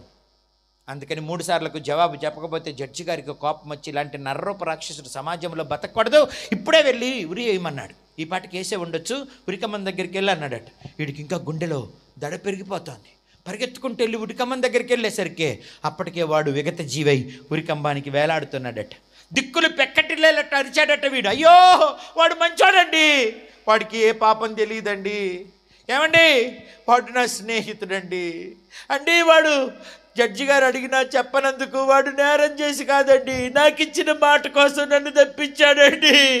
నేను మంచోడిని కాదండి, చంపింది నేనండి, వాడు నా స్నేహితుడండి. అమ్మ, నాన్న, బంధువులు అందరూ తలుపులు వేసి నా స్థితికి నా గతికి నన్ను వదిలేస్తే వాడు నా దగ్గర ప్రమాణం చేసుకొని నాకు నీళ్ళు ఇచ్చి వాడి బట్టలు నాకు ఇచ్చి నా బట్టలు వాడేసుకొని నా స్థానంలో వాడు కూర్చొని తన స్థానంలో నన్ను దాచాడండి. అండి, వాడిని చంపారేంటండి, అట్టగొట్టారేంటండి, మీకు దయలేదేమిటండి, వాడిని దించండి, నేనండి నేరగాన్ని, నన్నయ్యండి ఉరి అంటుంటే అక్కడున్న తలారొచ్చి, ఏమిట్రా నువ్వు చెప్పేది, తన స్నేహితుని కొరకు ప్రాణం పెట్టే ఇంత మంచోడు మన ఊరిలో ఉన్నాడా, వాడు నీకు స్నేహితుడయ్యాడా, అందుకే జడ్జి అడిగితే మౌనంగా ఉన్నాడు రా, చివరి కోరిక కోరుకోమంటే అందరినీ చూసి నువ్వు కనపడలేదేమోనని కళ్ళు మూసుకున్నాడు రా, మేమే ఊరేసేసాం రా. ఒరేయ్, వాడు చచ్చిపోయినాక నువ్వు చచ్చిపోయి ప్రయోజనం లేదురా, నువ్వు బ్రతకాలనే కదరా వాడు చనిపోయింది. ఇల్లు నీకు ఇచ్చాడు, బట్టలు నీకు ఇచ్చాడు, ఇప్పుడు వాడి ప్రాణాన్ని కూడా నీకోసం ఇచ్చేశాడు. ఇప్పుడు నువ్వు చేయాల్సింది ఒక్కటేరా, నీ కొరకు మరణించిన ఆయనకు నువ్వు చేసిన వాగ్దానం ఉందే, ఆ వాగ్దానాన్ని నెరవేర్చుకొని నీ పేరు మార్చుకొని ఆయన పేరు పెట్టుకొని ఆయనకి ఇష్టమైన ఒక కొత్త జీవితాన్ని ప్రారంభించరా అని చెప్పాడట. నా ప్రియ దేవుని పిల్లలారా, 2025 సంవత్సరాల క్రితం మన కొరకు దిగివచ్చాడు మన స్నేహితుడైన ప్రభువైన యేసయ్య. నిజమైన స్నేహితుడు తన స్నేహితుని కొరకు ప్రాణం పెడతాడు. వాడిని కొట్టింది 5 నిమిషాలు, వాడిని శిక్ష వేసింది ఒక 5 నిమిషాలు, వాడిని ఒళ్ళంతా నలగగొట్టి అన్యాయపు తీర్పులు తీర్చింది 1 గంట 2 గంటలు. కానీ మన కొరకు ఈ లోకానికి దిగి వచ్చిన సర్వలోక సృష్టికర్త అయిన మనందరినీ తల్లి గర్భంలో రూపించిన యేసయ్యను రాత్రి 9 గంటలకు పట్టుకుంటే తెల్లారేదాకా నిద్రపోనివ్వకుండా కొట్టకుండా కొట్టారు. తల మీద 6 రంగుల ముళ్ళులు కిరీటంగా అల్లి తల మీద పెట్టారు, కళ్ళకు గంతలు కట్టారు, పెదాలు పగలగొట్టారు, గడ్డం పట్టుకొని చీల్చారు. ఒంటి మీద 18 కొక్కాలున్న ఇనుప కొరడా తీసుకొని వేసి లాగుతూ ఉంటే 39 సార్లు ఆ నాగలితో భూమిని దున్నితే ఒళ్ళు ఎలా చీలిపోతుందో భూమి అంతా, ఆయన చర్మము, కండలు, రక్తనాళాలు, నాడులు తెగిపోయి రక్తపు మడుగులో పడిపోతే లోపలున్న పక్కటెముకలు కనపడ్డాయి. అట్లాంటి వ్యక్తి మీద పచ్చి మానునేసి ప్రపంచపు నడిబొడ్డున సమస్త మానవాళి పాపాన్ని భరిస్తున్న ఆ లోక రక్షకుడైన యేసును ఊరేగిస్తుంటే 14 సార్లు ఆ మాను కింద పడితే చిటికనేలతో కూడా ఎవడు లేపలేదు, గుక్కెడు నీళ్ళు ఇవ్వలేదు. సరికదా జుట్టు పట్టుకొని లాగారు, కాళ్ళతో తన్నారు, ఉమ్ములు మూశారు. ఆయన్ను కొండ మీదకి తీసుకువచ్చి ఏ పాపం ఎరుగని ఆ చేతులలో 8 అంగుళాల చీలలు కొట్టారు, కాళ్ళల్లో 12 అంగుళాల చీలలు కొట్టారు. దాహం అని అడిగితే గుక్కెడు నీళ్ళు ఇవ్వకుండా చేదు చిరకను నోటికిస్తే 4 అంగిలికి అంటుకుపోయింది. చచ్చాడో లేదో చూడటానికి అరచేతి కంటే పెద్ద బల్లాన్ని తీసుకొని కుడిపక్కలో పొడిస్తే మూత్రపిండాలు, పేగులు, ఊపిరితిత్తులు జొచ్చుకుంటూ గుండెలో జొరబడితే 6 లీటర్ల రక్తంలో ఒక్క బొట్టు కూడా మిగుల్చుకోకుండా మన కొరకు ధారపోశాడు. 6 న్యాయస్థానాలలో ఒక్క పాపము కూడా లేని నిర్దోషిగా, నీతిమంతుడిగా రూపించబడి కూడా ఎవరి కోసం మరణించాడంటారు? మన కోసం దుర్మార్గుడినైన నా కోసం పాపము చేసి జీవితాన్ని పాడు చేసుకున్న మనల్ని నరకానికి పంపించడం ఇష్టం లేక నువ్వు మారు మనసు రక్షణ పొంది నూతన జీవితాన్ని ప్రారంభిస్తావని, ప్రభువులో నువ్వు కొనసాగుతావని, ఆయన వాక్యాన్ని విని నువ్వు నీ బిడ్డలు అభివృద్ధి చెందుతారని, అనేకులకు మేలును సంతోషాన్ని కలుగజేస్తారని, ప్రభు ప్రేమను చూపుతారని మిమ్మల్ని బ్రతికిస్తే ఇది చేయటం ధర్మమేనా? రక్తాన్ని కాళ్ళతో తొక్కొచ్చా? మాటను వెనక్కి నెట్టేయొచ్చా? దేవుని కృపను దుర్వినియోగం చేయొచ్చా? చేయకూడదు. అది చేస్తే శిక్ష ఎవరు తప్పిస్తారు? కానీ ఈరోజు ఆయన దగ్గరికి వస్తే నిన్ను ఆయన రక్షిస్తాడు. నించోండి, ప్రార్థన చేసుకుందాం. ఒక్క నిమిషం నించోండి, ప్రార్థన చేసుకుందాం. దిక్కులు చూడకండి, పక్కన వాళ్ళను పలకరించకండి, ఏ పని నిమిత్తము ఇక్కడ నుంచి వెళ్ళకండి. కళ్ళు మూసుకొని ఆ కలువరి సిలువలో వేలాడిన యేసు వైపు చూడండి. యేసు మన పాపాన్ని, మన శాపాన్ని భరించాడు, మన అవమానాలను భరించాడు. సిగ్గుమాలిన పనులు చేసిన మన ముఖాల మీద ఊయవలసిన ఉమ్ములు తను ఊహించుకున్నాడు. పాపం చేసిన మన దేహాలు చేల్చబడి, గుచ్చబడి, పొడవబడి, పెండబడవలసి ఉండగా ఆ అందమైన దేవుడు 10,000లో సుందరుడు మన కొరకు స్వరూపం సొగసు లేకుండా అయిపోయినాడు. నీ స్నేహితుల త్యాగం చేస్తారా? రాజకీయ నాయకుల త్యాగం చేస్తారా? సినిమా యాక్టర్ల త్యాగం చేస్తారా? నీ బ్రతుకును వాడుకొని వదిలేసే దుర్మార్గులైన స్నేహితులు నీ శిక్ష భరిస్తారా? ఈ లోకంలో ఎవ్వరూ నీ శిక్ష భరించరు. నువ్వు చేసిన పాపాలకు ఎవ్వరూ వారు మరణించరు. కానీ నిన్ను తన ప్రాణం కంటే అధికంగా ప్రేమించిన వాడు యేసయ్య. ఆయన నిన్ను రక్షిస్తాడు, నిన్ను ప్రేమిస్తాడు. ఇప్పుడు చేతులు చాచి నీ వైపే పిలుస్తున్నాడు. నీ కొరకే పుట్టా, నీ కొరకే మరణించా, నీ రుణమంతా చెల్లించా. నీ ఆత్మకు నిత్య జీవాన్ని, పరలోకాన్ని ఇవ్వటానికి మరణాన్ని జయించి తిరిగి లెగిసా. ఉమ్ములు భరించా, అవమానాలు భరించా, కొరడా దెబ్బలు భరించా, ముళ్ళ కిరీటాన్ని భరించా, కాలు దెబ్బలు భరించా, పిడిగుద్దులు భరించా. నీవు బాగుండాలని, నువ్వు పరిశుద్ధంగా ఉండాలని, నువ్వు మేలు చేయాలని, నువ్వు మేలు అనుభవించాలని, నువ్వు అనేకులకు మేలు చేసి సంతోష పెట్టాలని, నువ్వు క్షేమాభివృద్ధి చెందాలని, నీ ఇల్లు నీ ద్వారా అభివృద్ధి చెందాలని, నీ ద్వారా అనేకులు అభివృద్ధి చెందాలని కోరుకున్నా. నువ్వు పాడైపోయి అనేకులని పాడు చేస్తే నాకేమి సంతోషం?